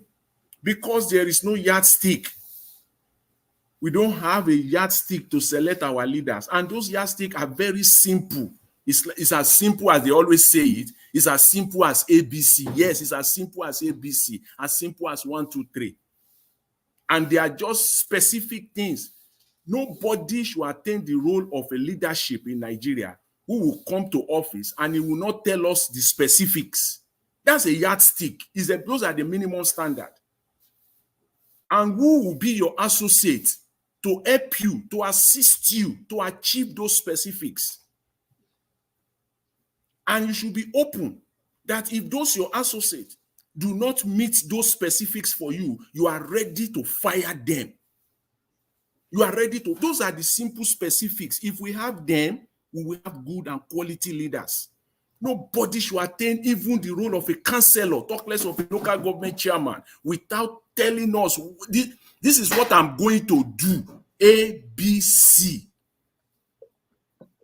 And this is when you say specifics, be specific, and this is when I'm going to do it. That person you appoint to do it, if he didn't do it, you are ready to fight, even if it is 6 months. In United Kingdom, for example, Prime Minister will resign if the Prime Minister said that I'm going to meet this GDP or I'm going to meet this specific economic target, and and at the end of the day he didn't meet it, he will resign. That's a Prime Minister. That is why politicians in Europe, in United States, they are campaigning now. They will hold them to account everything they are saying. And if the leader refuses to resign or to fire those that are responsible, no problem. You will come and meet the people again in 4 and 5 years' time. They are waiting for you. They will fire you. Then we will have yardstick. Nigeria is not. That is what we need in Nigeria.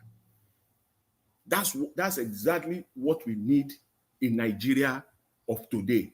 So, and again, lastly, let me just say this. People are saying that the likes of Sowore should come to Nigeria. No, Sowore don't have to come to Nigeria. The man does not need to come to so that they will buy him, so that his children will become fatherless and his wife will become a widow.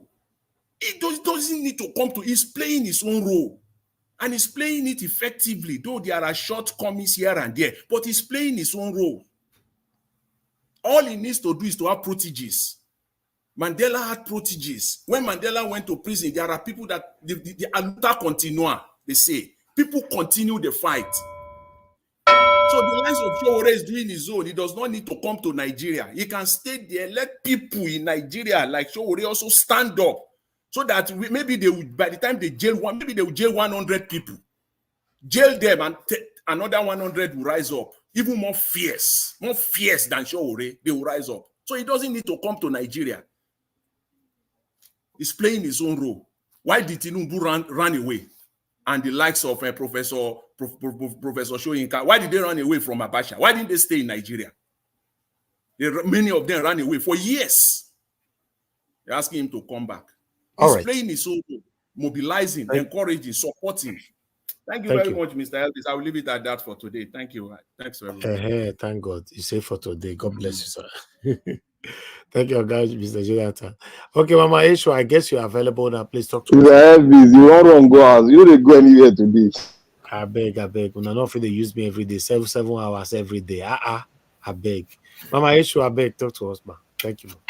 All right, thank you. I'm sorry. I was thinking I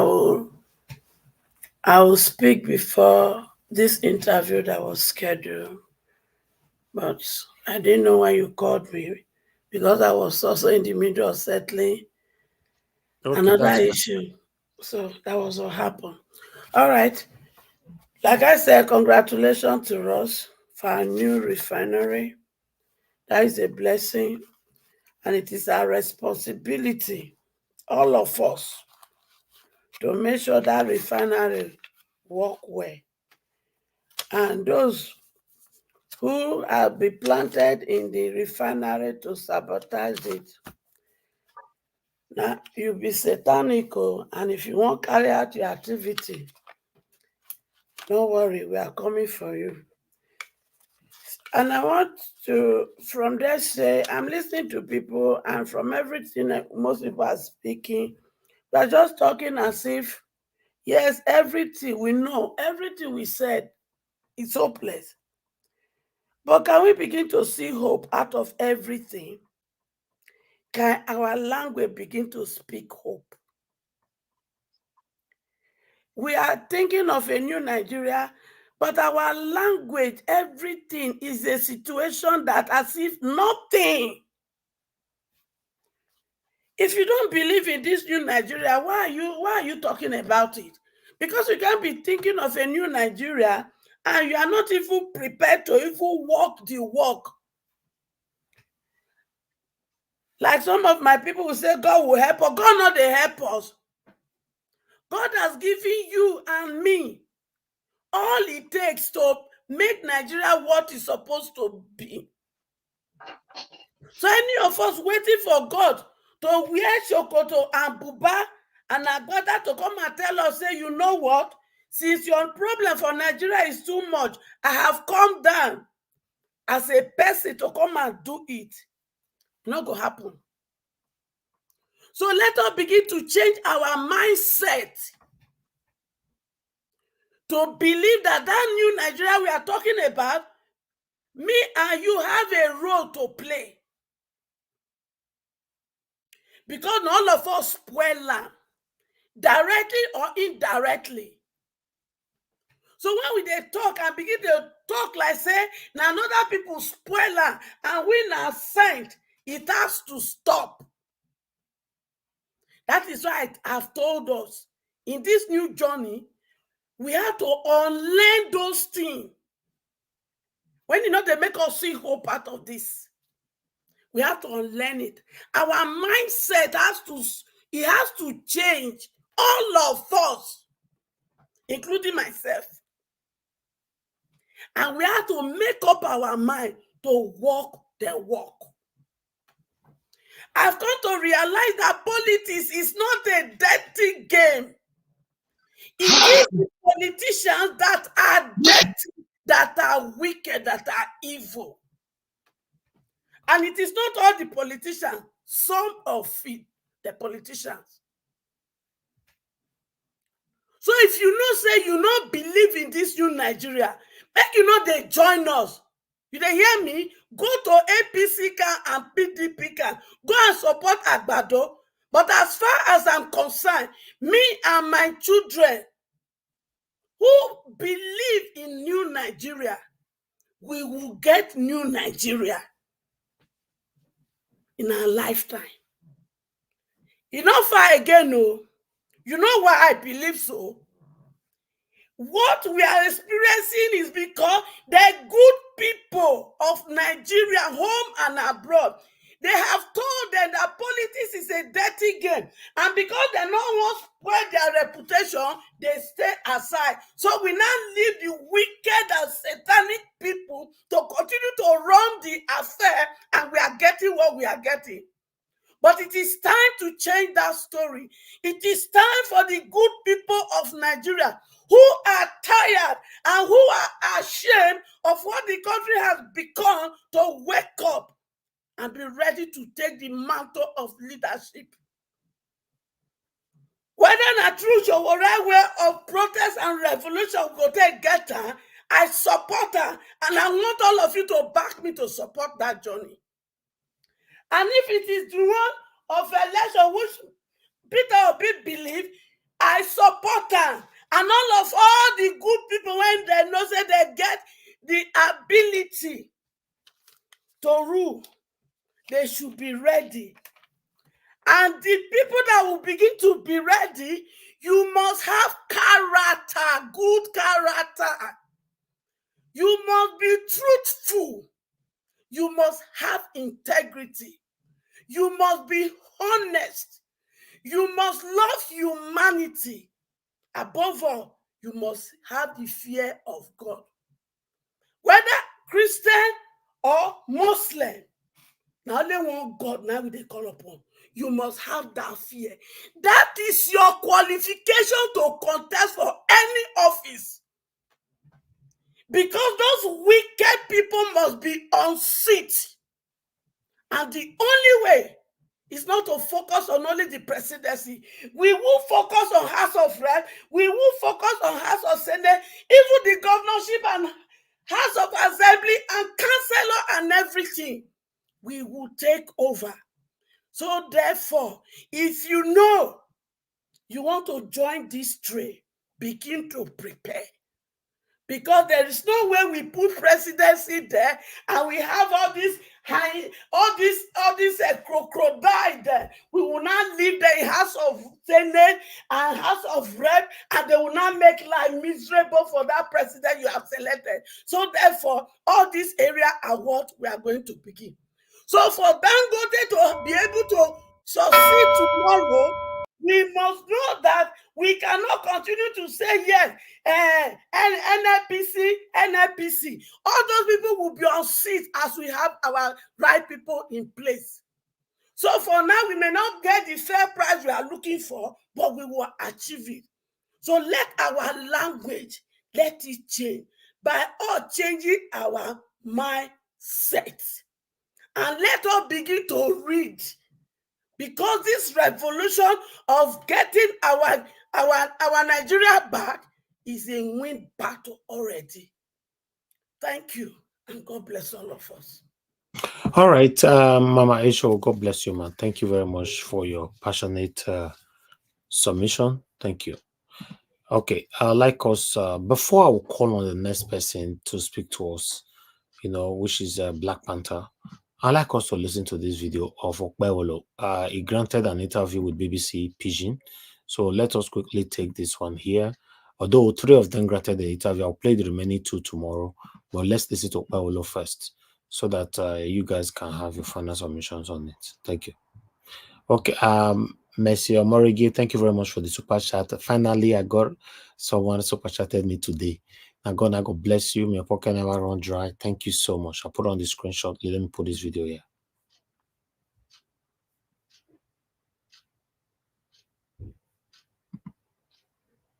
To represent Edo State for the upcoming governorship election. Thank you, Say, take out time to do this interview. Thank you very much. Make us start by asking why you won't become the governor of Edo State. I want to become governor of Edo State because Edo has never been marginalized the way it is today. There are a lot of crises here and there.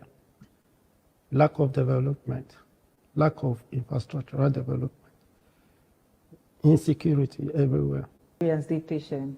They go ask how long you want to speak with the patient. No, the problem is not people start to the job for streets because of hunger. The problem itself is not caused by the federal. The federal is doing his best. See, it has to flow from up down. You understand? And the man is giving to the down. But the man, the gatekeeper at the gate, at the middle, is the one that is not making it to flow down. Nothing is happening here. 11 point something billion plus IGR of almost 7 billion, 18 billion every month. What are we using it for? Nothing. Plus the money they are borrowing. Before this government came into government, Edo State was owing 43 billion. Today, do you know how much Edo State is owing? We are owing 567 billion. And nothing to show.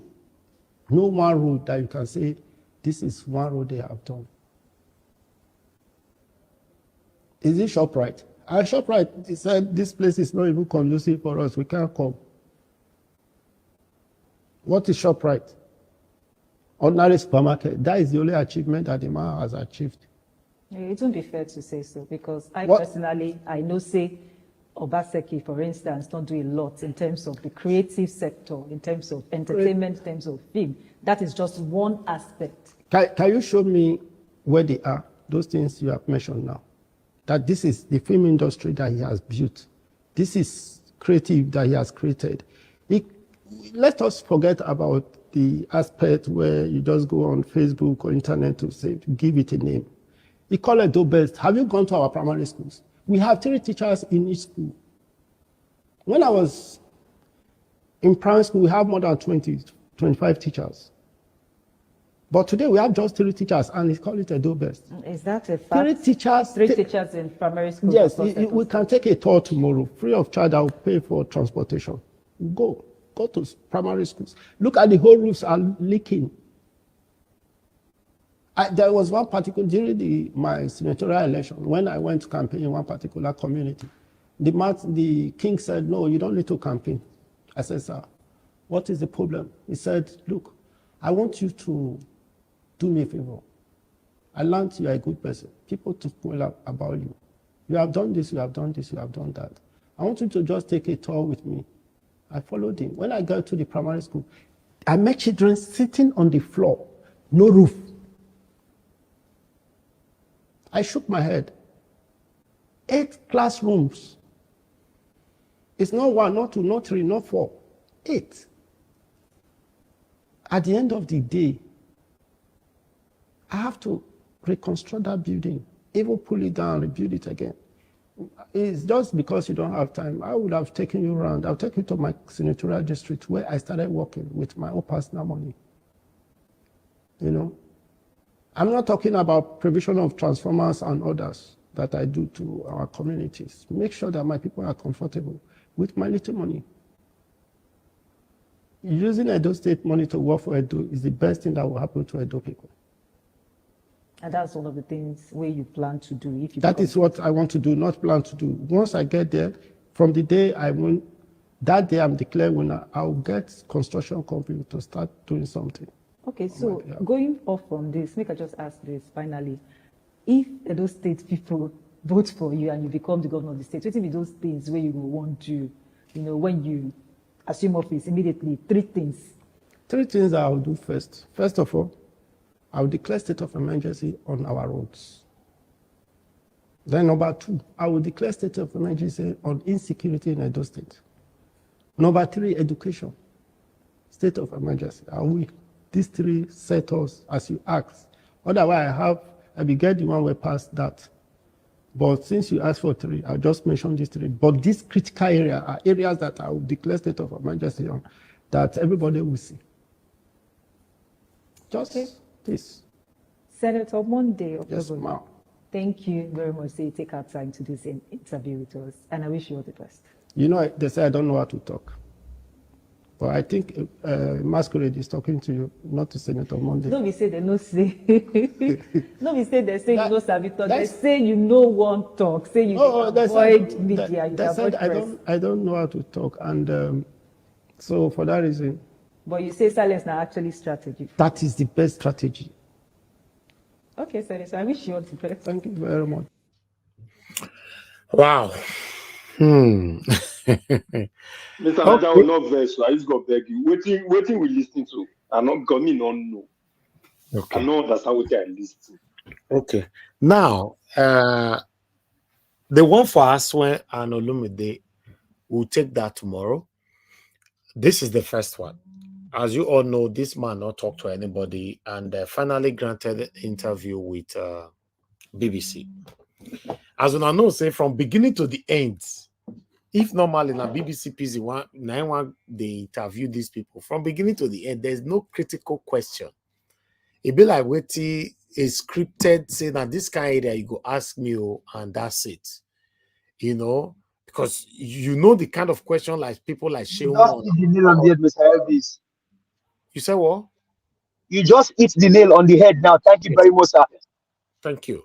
You know the kind of question where someone like Shehu go, they ask you if na channels you dey, or you there arise. The kind of question where someone like Rufai go, they ask you, you know, where you they feel sweat all over you. So going here now, hey, voila. Exactly what Tinubu you do. I be this so. You know, so now here Tinubu still go last. You know, but meanwhile, let me take this. Bros, no vessel. You know, let me talk. Hold on, please. Mr. F, go ahead. Please talk to us. Good evening to you, sir. You have 2 minutes. Please talk to us. Thank you. Sir, the I may ask BBC if they interview their guest. Now, so that they show the person where they interview, it go show you back. For me, this one BBC fake. Not be BBC fake. Not be BBC fake. Not BBC fake. Do your this thing. I don't promote fake things here. Okay. No, it's not you. No, it's not BBC fake. It's 100% BBC. No, now so that they do, bros. Now so that they do. Go ahead. Okay. Now, this man, they talk different kind of thing. I don't see one reasonable thing when I go home say, okay, make a user and say, okay, this man, what he want, he me well for Edo people. He go talk, go here. He go talk, go there. He said Obaseki, he said no primary school, no good road. He talked those ones now. Not be talk for what you want to. He say if he win, the first day when he win, go declare state of emergency for bad road, for insecurity, and talk one.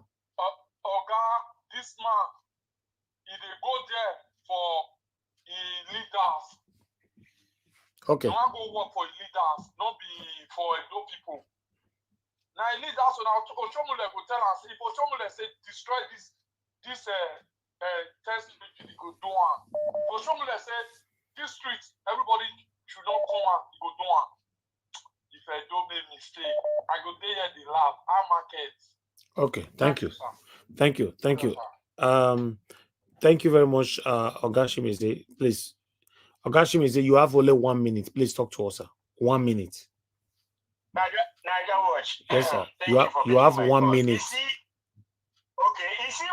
what I hate. You see, this man is lying. I hate when somebody coming to whichever platform or radio station or any. Which lie? You quickly say it now. He's lying. Which lie? Now, why are you are you telling me the whole road, whether for Edo State, all of them, no, it can never pass on it. He said you declare state of emergency on the road. Okay, is there any insecurity on Edo right away that's hitting Edo so bad? No, I'm just asking a question.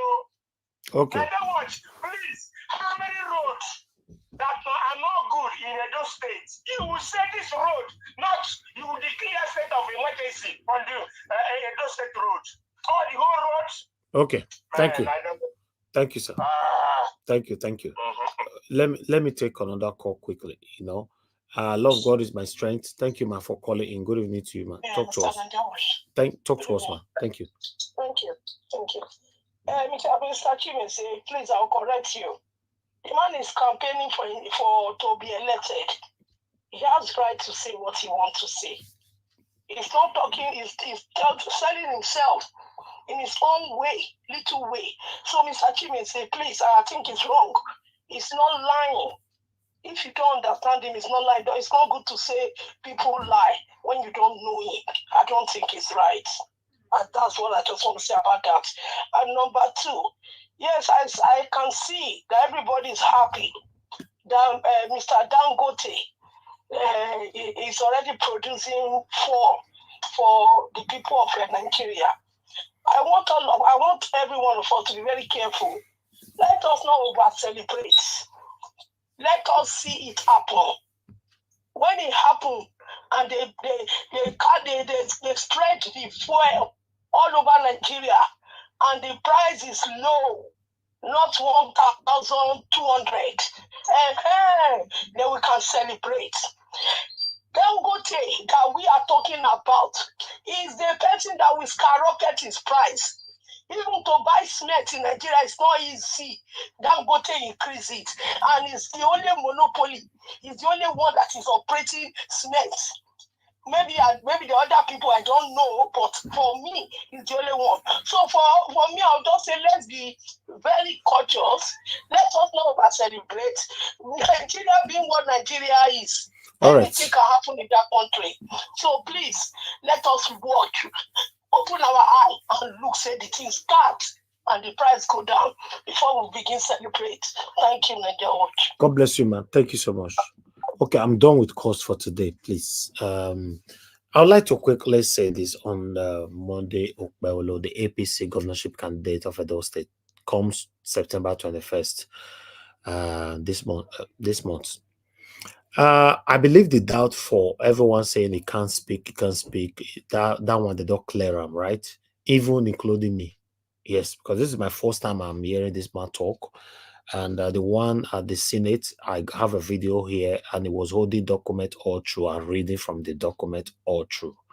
So he was actually speaking here. If the question they threw to him was right or wrong, but he was speaking.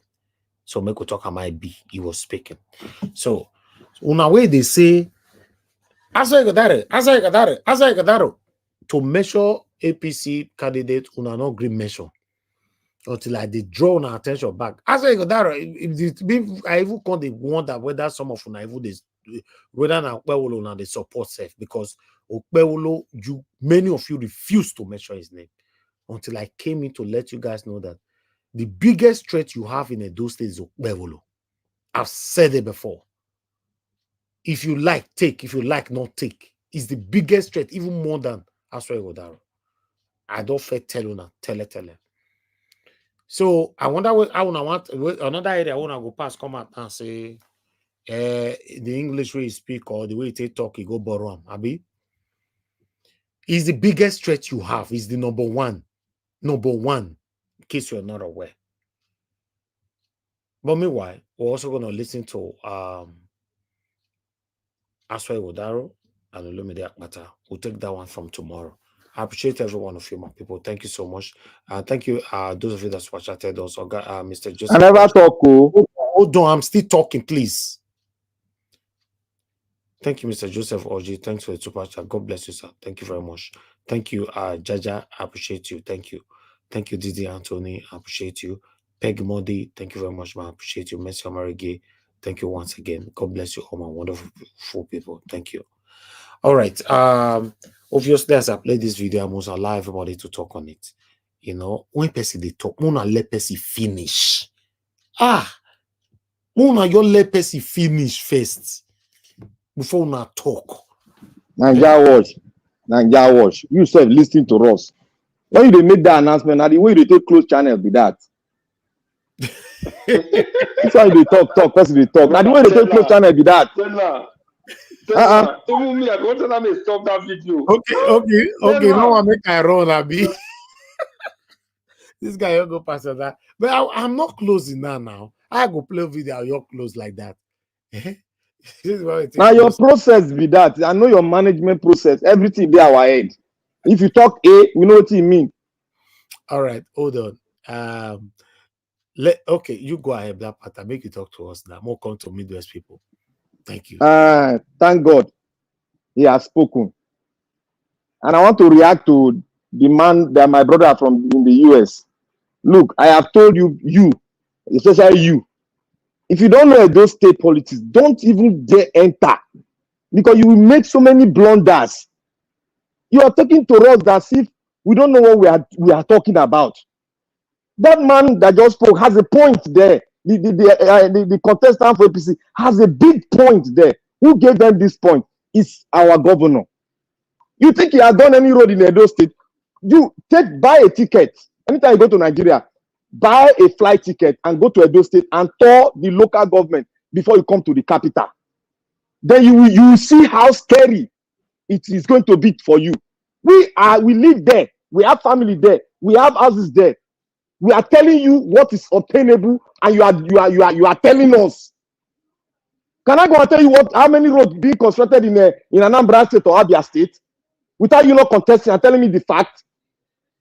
If you're a PDP person, please hold your break and listen to people talking.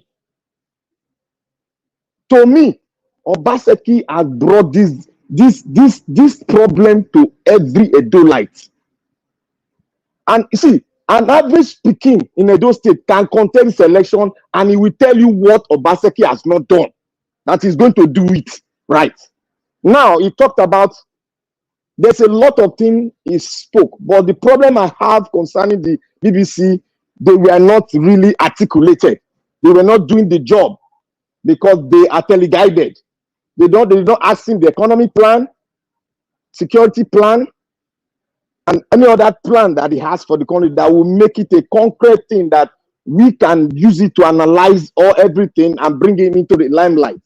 Like what he just did now, I will not say everything he has spoken is wrong. He has spoken to the real thing that Edo State is having problem with. Look at the state of the roads. It's totally bad. He did not do anything in road. He did not do anything in road.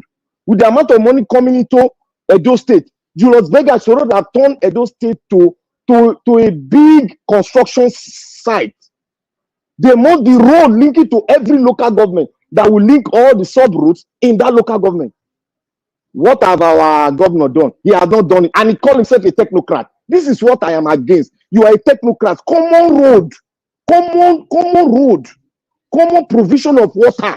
You cannot provide. You are calling yourself a technocrat, and we are having another technocrat again that has not even spoken out of all the contestants now.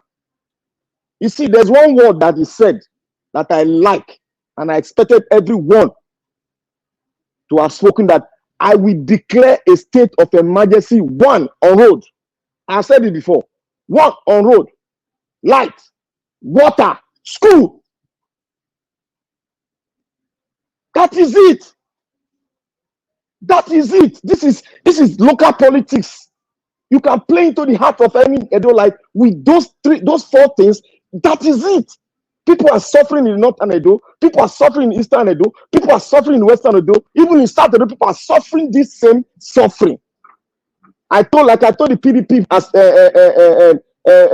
guy that came here, that come here, I said, what about pipe-borne water? He said, Edo State don't need pipe-borne water, that they need borehole. I say borehole for 21st century. You see how local and how bad the thinking and reasoning of a lot of politicians in Nigeria. Now, what I am looking at is a very dicey thing. Nigeria has already said it. It is very dicey. And I said it yesterday. I said the person that will be number 2 on the list of aspirants that will position himself after the election is going to be declared the governor. Let us be watchful. I told you people, Olumide Akpata is the right man because he has the psyche and the ability to move this thing and do it articulately well to be well distributed around the entire local government. Let's vote LP Olumide Akpata for this position. Thank you very much. Thank you, my brother. Thank you so much, Black Panther. Thank you. Our God Midwest people, please talk to us, sir. Good evening to you, sir. My brother, thank you for this video. You know, the thing is that even when you play the video, PDP supporter, the only thing where they know, I see they talk, my kind they can speak English. That's all. Just as they say, what your kind say go do, they don't even know up to now. If you tell them, if you look them when they come here, when I don't talk finish, wait till me I talk, now they'll come the challenge. Not go even talk say my kind they go do this one because they have nothing to offer. Everything about PDP is fake. As well, go downstairs, I will bring agriculture. He go do video of harvesters, machine, equipment, tractors, and all. And at the end, for all these years where they did for power, a lot of money don't enter those states. Where they say now only for agriculture be this. Only one tractor they not buy. As wicked as they are. Some people are here say, can you say make your pikin be like Okpeo? I want to tell you, the kind of heart where God bless Okpeo, may God give my children. And that same people where God use that kind of heart to bless, they are very scarce. I'm telling you, people who can stand for their people. Like this person will get this place where we talk. You have to look at people's heart. Not be say when you get them plenty, you go say you want to help your people. If not for this network, 20%. Imagine now they don't sign, they build us for 20% of your land. Settle everywhere where you cannot even go there. After one generation, you go tell the same your land. That is wickedness of the highest level. Okay, then they pack people when this thing they happen for Ekpo Masai. When this man is not even, you know, yes now, he say he never joined politics. Immobilize that Tanakpa we see now immobilize people. Now that thing I make can fit for this position. That is good heart. I supported this man because of that heart. But he may have challenges in terms of when the pressure is too much in want to talk, there will become problem. I'm just telling you, everybody knows this. That is a different. Nobody will pray for such a thing for his children. But we are talking about hearts here. Your governor not help you not because not see money. Your governor not feel help you not because that people don't do. We go feel support and do the thing just because it's wicked. So can you pray now as when be it decide those they buy people it deal with governor you know even if you go visit them. Can you pray for that kind of heart for your children? So maybe we mind the way we talk here. My own be say APC is winning Edo State not because of APC as a party on federal level. Edo politics don't shift come for political party for a long time. Obaseki when Edo people had carry on, even though na Labour go that and go win that election. Now they go for even win the pass. Make you know how our people they see the politics. So okay, now I want to talk about that one we talk about refinery. Get my point very clear. When I say support Tinubu, I mean support in terms of taking a bold step to navigate the whole thing at the end. They started selling crude to Dangote Refinery. Our refinery, the Kuala with the Abacha try not get ahead. That was a military office. That is where me I they refer to. Now we can't enter democracy. All of the way don't come. No one will never pull hand. You not get it. Thank God say one way now they push private come out. And when that private one start, while start, you don't know the kind trap and circle where these people did. Let me use Middle East as an example. Any country not bad to America, the Middle East will go, they enjoy. Point to one. So this war, they get the way something way they happen. You need to watch. You can't look your own environment. Why this thing be like this? You know, say hand where they see, feed they behind that thing. And those ones they are very powerful. So not to say because you get president and everything, he get red line. As that our brother, even Dangote self have his own red line. We know if he cross. And this woman still talk. He said, make we not just to be happy now. And that's why I see they for my own mind. May we see they pray, make them feel push on. Because you don't know what people get for mind against your country. People have been trying this thing. But as we not get that, there are countries and powerful people who are making money. Have that one in your mind. So that's just the truth. So I still they praise my company, my mind, my conscience. Now they follow this man. I see talking here, not be do or that. If he come be like say he meet son, he go meet Olumide, I go celebrate. But for Aswen, may God forbid. Thank you.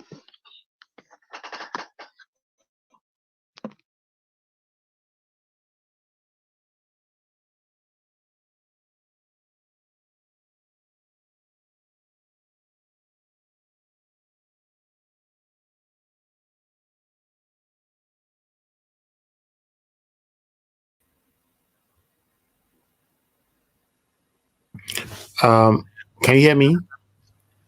Yeah, I see my network no good. Hello, are you people hearing me? Oh no, you stop now. Hello? You don't finish. Hello. Ogamis Midwest people, you don't finish. Yes. Okay, we can't hear. Talk, we say, this hello is dragging us back, sir. Since you can't hear me, let me move on. Let me call on the next person to speak to us. Please just mute yourself now, Ogami Midwest people. Anybody that your network is not good, I don't have patience to wait for you to sort it out. Let someone else speak. Thank you very much. Oga Chris, thank you, sir, for joining us. Good evening to you, sir. Please. Yeah, sir. Good evening, sir. It's a pleasure to be here. Thank you, sir. Thank you for everything you do. Good evening to you and your wonderful family. Mommy Diaspora, and good evening. Thank you so much for all you do, for always being here and to help to propagate our voice across the continent of Africa and to focus on Nigeria as our primary constituency. And everybody on the comment section, I want to say good evening to you all and all of you listening to us from all over the world. I extend my felicitation to you all. And the people on the panel with me, I say good evening to you. Yeah, I don't know where to start from. I'll just unfortunately the other videos you played, I didn't know what was played, but I saw Showore, I saw the topic Dangote. Yeah, so I'll just talk about Dangote Petroleum and Refinery, and I met Mama H.O. talking. That was actually the point where I came in. So concerning Dangote Refinery, for me, I've always made my points very clear on all issues. I'm not in any way excited at all. Not because I don't like the progress, but it's just a reflection of what's it's really happening in our country. You see, an individual is able to start a refinery and get it working, ably supported by the government of the day, who has four refineries and none of them produce a drop of fuel, not to talk about other products. It shows the corruption, the level of corruption in the system. It shows that there are some group of people that actually owns Nigeria. So how are we even not sure that he is part of the people that's not making the refineries to work in the first place? And even if he's not part of them, so all of a sudden now, they cry the cabal, the everything, the emotional blackmail on everybody has suddenly stopped. Tinubu has now become the person that has been helping you to plan this for 18 years. He gave you the dream for 18 years. And in all these equations, how do the common people in Nigeria fit in into this equation? 2 days ago, we allegedly heard that his brother started importing fuel from Malta, the same Malta they criticized. This whole thing is just so quite pathetic that this is the state we have found ourselves as a nation, that this nation actually belongs to a group of people. And that group of people, like us, I always maintain, you have to find a way to break into that circle. It's not a fixed number of people. Because like 30 years ago, Elumelu was not part of this group of people, not until the coming of, what was that, his bank again? Was it UBA or something like that? And after that, the bank metamorphosed to different banks. Zenith Bank. No, Elumelu, it's Ovia that was in Zenith Bank. Elumelu's bank was, I think, UB something. UB something. UBA, It's Jim is Ovia, UBA, Zenith Bank. is it So, UBA? yeah. So the point I'm making, 30 years ago, he wasn't too different from any entrepreneur, any one of us started the bank. And today, to the extent that a president will win election and one of the private people he will go and see in his home is a Lumelu, does that not speak volume? It will take a Tinubu to go and visit somebody like that at home after winning election. It speaks volume. It says it all. And not until we begin to see things like this, because I know one thing that is really wrong with us is that we easily get carried away. I know people will argue that I don't build a refinery now, wait till we want against. That is how this thing has continued. It is something that could easily have been done by a nation, but rather funds were pulled together by the same nation and handed the common wealth, the common patrimony of everybody to one person. Now, the reason I'm even lamenting, if that's what some people want to describe, it's not because of the fact that it's Dangote, it's because we are not even going to get the fuel any cheaper. That's the problem. So let's assume that, okay, the Dangote refinery don't finally come, and so, okay, even if they give her money, but at least fuel is now cheaper. It's not going to be like that. It's still going to be capitalism all the way. And do not forget, these pains that everybody is going through, this refinery is one of the reasons they removed the fuel subsidy, because all through Buhari's tenure, you remember anytime Dangote Refinery is ready, when they keep telling us Dangote Refinery is ready, the next thing you'll be hearing is that they want to remove subsidy. They want to remove subsidy. Because there's no way they could run subsidy pari passu with Dangote's refinery. They have to remove it so that his business, he can use international market rates to fix his price. And that's exactly what's playing on. And I think we, as a people, We really need to see beyond the smoke screen. These little wins and little victory. I don't know. I don't know where it's going to take us to. We all just have our different views. I know a lot of people will say, I beg, maybe we're happy, maybe we're happy. But look at the history today. The funds that Nigeria loans to Dangote, we don't have the data. We don't know how much it is now. Even the equity, Nigerian equity share in the refinery was reduced drastically from 20 something percent to 7%, still dropping. I think the last time was 5%. That's supposed to be you and I's fund, you and I contribution in that business deal. But they've withdrawn, they pulled the carpet off our feet completely. Of course, what people can say is that they don't do the foil now, maybe they're happy. That's what we say among my people. That's what we say. So this is why we are saying that what we need is change. What we need is change. And that change itself, it has to start from wherever we are. I really loved what Mama H.O. said, although I met her halfway. But she said something very, very profound for me. And she said that, you cannot just stay aside. And this is the exactly mistake that Gani Fawaimi and co made in 99. We can't just stay aside, all in the name of these people are, this one is not good, this one is not good, this one is not good. But the good people are staying aside, giving room for the bad people to take over the scene, and the good people will keep complaining, and the cycle continues. That is why some of us have looked carefully at the situation in Edo State. And it's one reason I will keep respecting Nigeria Watch. It said it clearly, no matter how you look at it, these are the three candidates. One of them must be your governor. The honors is your responsibility to choose one. If you stay aside, one of them will eventually be your governor and you keep complaining. So you have to do your best. Even if your candidate, at the end of the day, if your candidate didn't win the election, it's fine, but you've done your best. And clearly, at that time, at the middle of that time, even now, and from the optics tomorrow, Barrister Olumide Osaigbovo Akpata of the Labour Party is the only person you can vouch for amongst these lots. Is the only person that's completely different, that's coming with a different, not just different agenda, that has a completely different persona. I don't know what's so difficult for we to see here. He's the man with a different approach to governance. Is the only man that can show that he has succeeded in private and in the public sector. So people, I'll just round up in 10 seconds, please. So people, please, ignore the APC, ignore the PDP, ignore Okpewolo, ignore Aswen.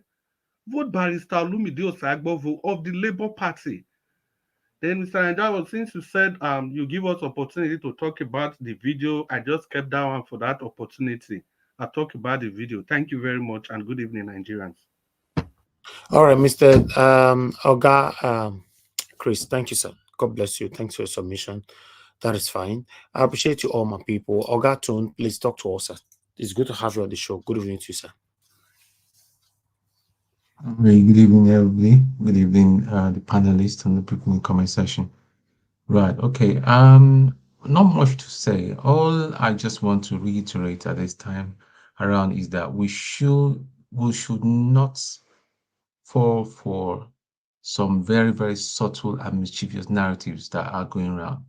And my brother, Mr. Chris Dublin, I believe you made it was a slip of tongue by saying that Tinubu won the election. Let us be reminding it. Let us be saying it very clearly. After Tinubu rigged the elections, stole the mandate, he went to visit the UBA owner. So he didn't win it. So let's just get that straight. Right. Okay. Going forward, what can I say? The refinery, I'm not going to celebrate because it's not, there's nothing to be celebrated. Why should we not have a working refinery as big as we are? like the last speaker did say, we do not know how much that has been given to Dangote. Dangote has always enjoyed undue advantage in the marketplace in Nigeria. So why are we celebrating? We don't know all the nitty-gritty of all the deals that have gone on there and the ratio of making returns from that deal. We don't know. So listen, people, it's nothing to be celebrated about. Yes, fine, good for him. Who is the winner? Who is going to be the win-win? It's Tinubu and his family and Dangote and the few unknown people that we do not know that will be winning this deal. It's not Nigerians. Let's just get that straight. It is not Nigerians. The Niger Delta people in their region, they are so decimated because of all the pollution, and we're here clapping that Dangote has done some American wonder out there.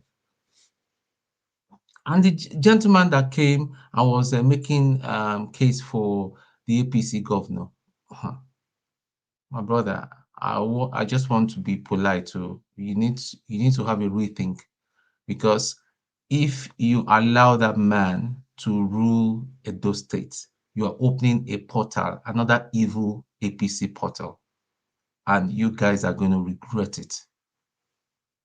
He looks cool. He's calm and all that. I'm not going to criticize his English. I mean, at least he knows how to express himself. Either by, I mean, I said I wrote and said why is he on BBC Pidgin, because that is his level. I mean, to me, language it's English is not even our mother tongue and all that. I personally think that that's one of my own personal thing, that I believe that we should, even officially, we should start communicating in Pidgin, so that the woman in the village, the woman in the village and the average man on the street can understand. We will speak too much big English sometimes to confuse people that don't even have a clue. So criticizing the man that he can't speak English and all that is nothing.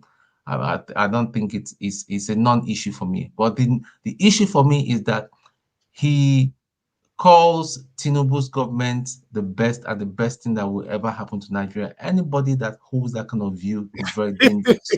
To me, I'm very dangerous to Nigeria. I'm even more dangerous to the good people of Edo State.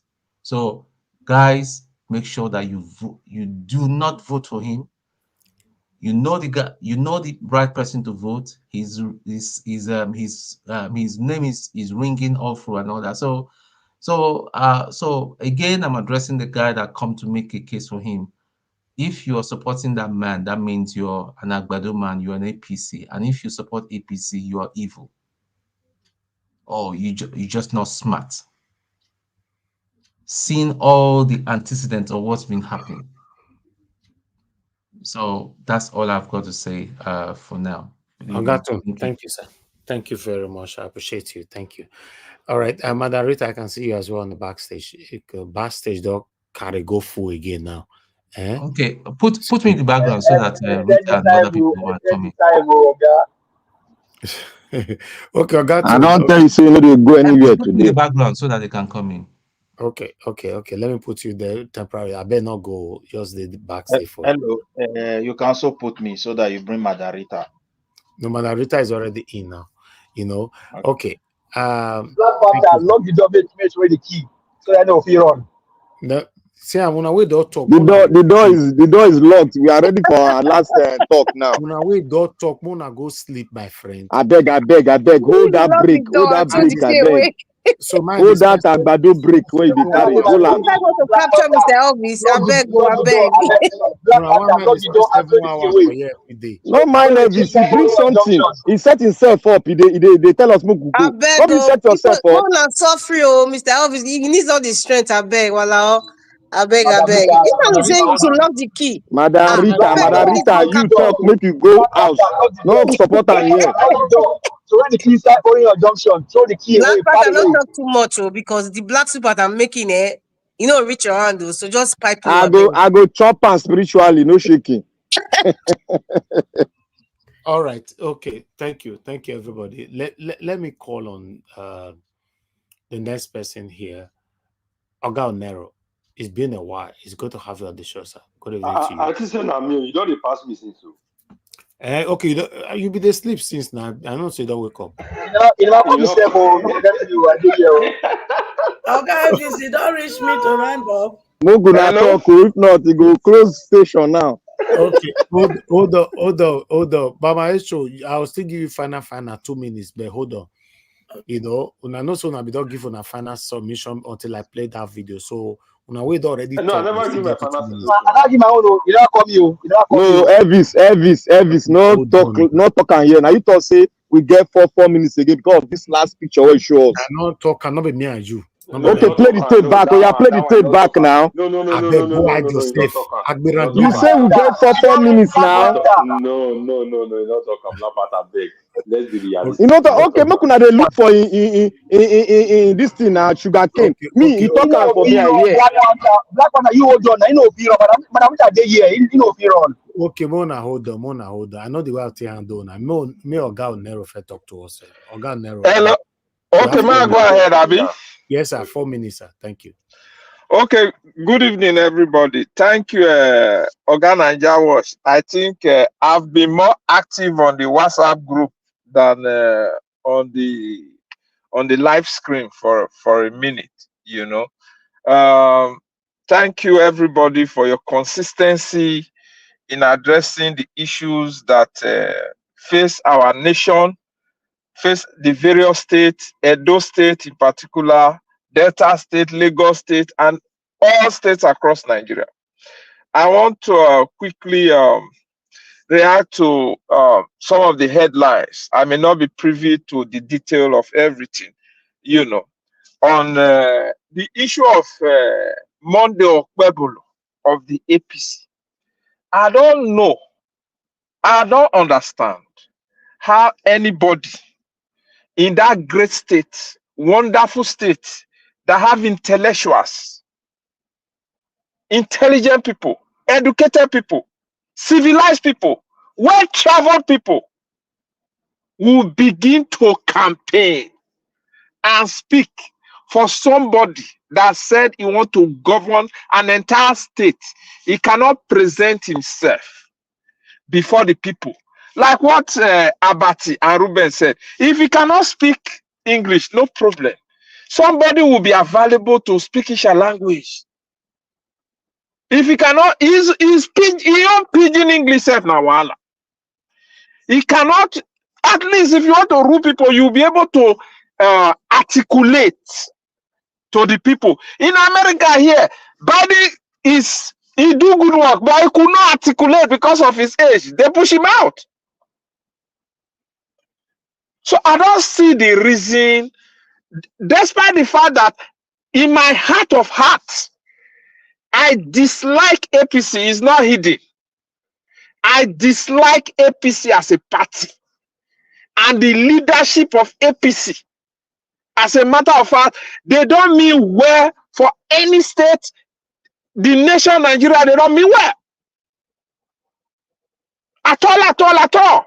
Nobody in his right sense should go out and speak or support APC with what Buhari did in 8 years. We fought and told the people. They refused to listen. Well, as far as I'm concerned, I've told my people, told my friends, told my colleague, anybody that supported APC, voted APC, support or vote APC in the last general election or official election, no matter the circumstance, they cannot and should not call my phone, text me on WhatsApp, email me on my email, chat me on Facebook or any other place. I don't care as far as I'm concerned. I don't care whatever that person is going through. I will never, ever in my life, knowingly, except I don't know, give support to anybody who carry a hand, a leg, support APC in that last election and elections to come. Never, ever. My heart and resources will never will go to anybody that voted or support APC. That's on APC. On the Dangote issue, Dangote Refinery or whatever. It's good we are having a refinery, but Dangote, as a businessman, did not answer a critical question that was asked of him. What will be the pump price? What will be the price that you'll be selling to Nigerians? Dangote never answered that question. I want his refinery to do well.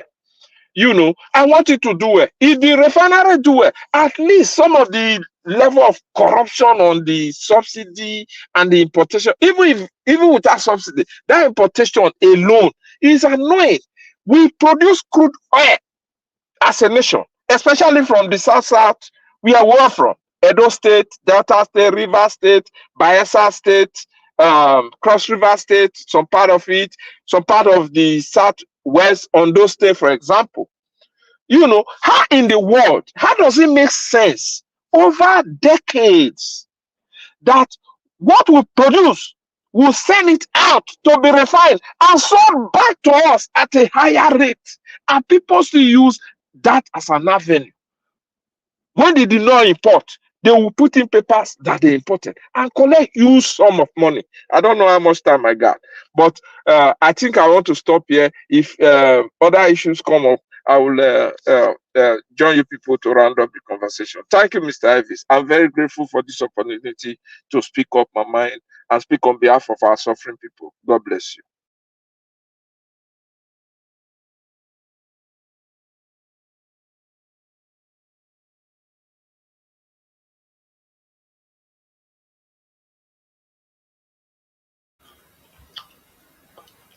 And Watch. You take over now, Mr. Chris. Madam Rita. Can you hear me? Okay. No, no, Yeah, we can hear you now. Okay, thank you. Thank you very much, Oga Nero, for that submission. Let's say you the best for Pewolo. I verse for OPC as a party. They are evil, satanic, devilish, demonic, any negativity. That's what they represent. They don't represent anything good as far as I'm concerned. Thank you.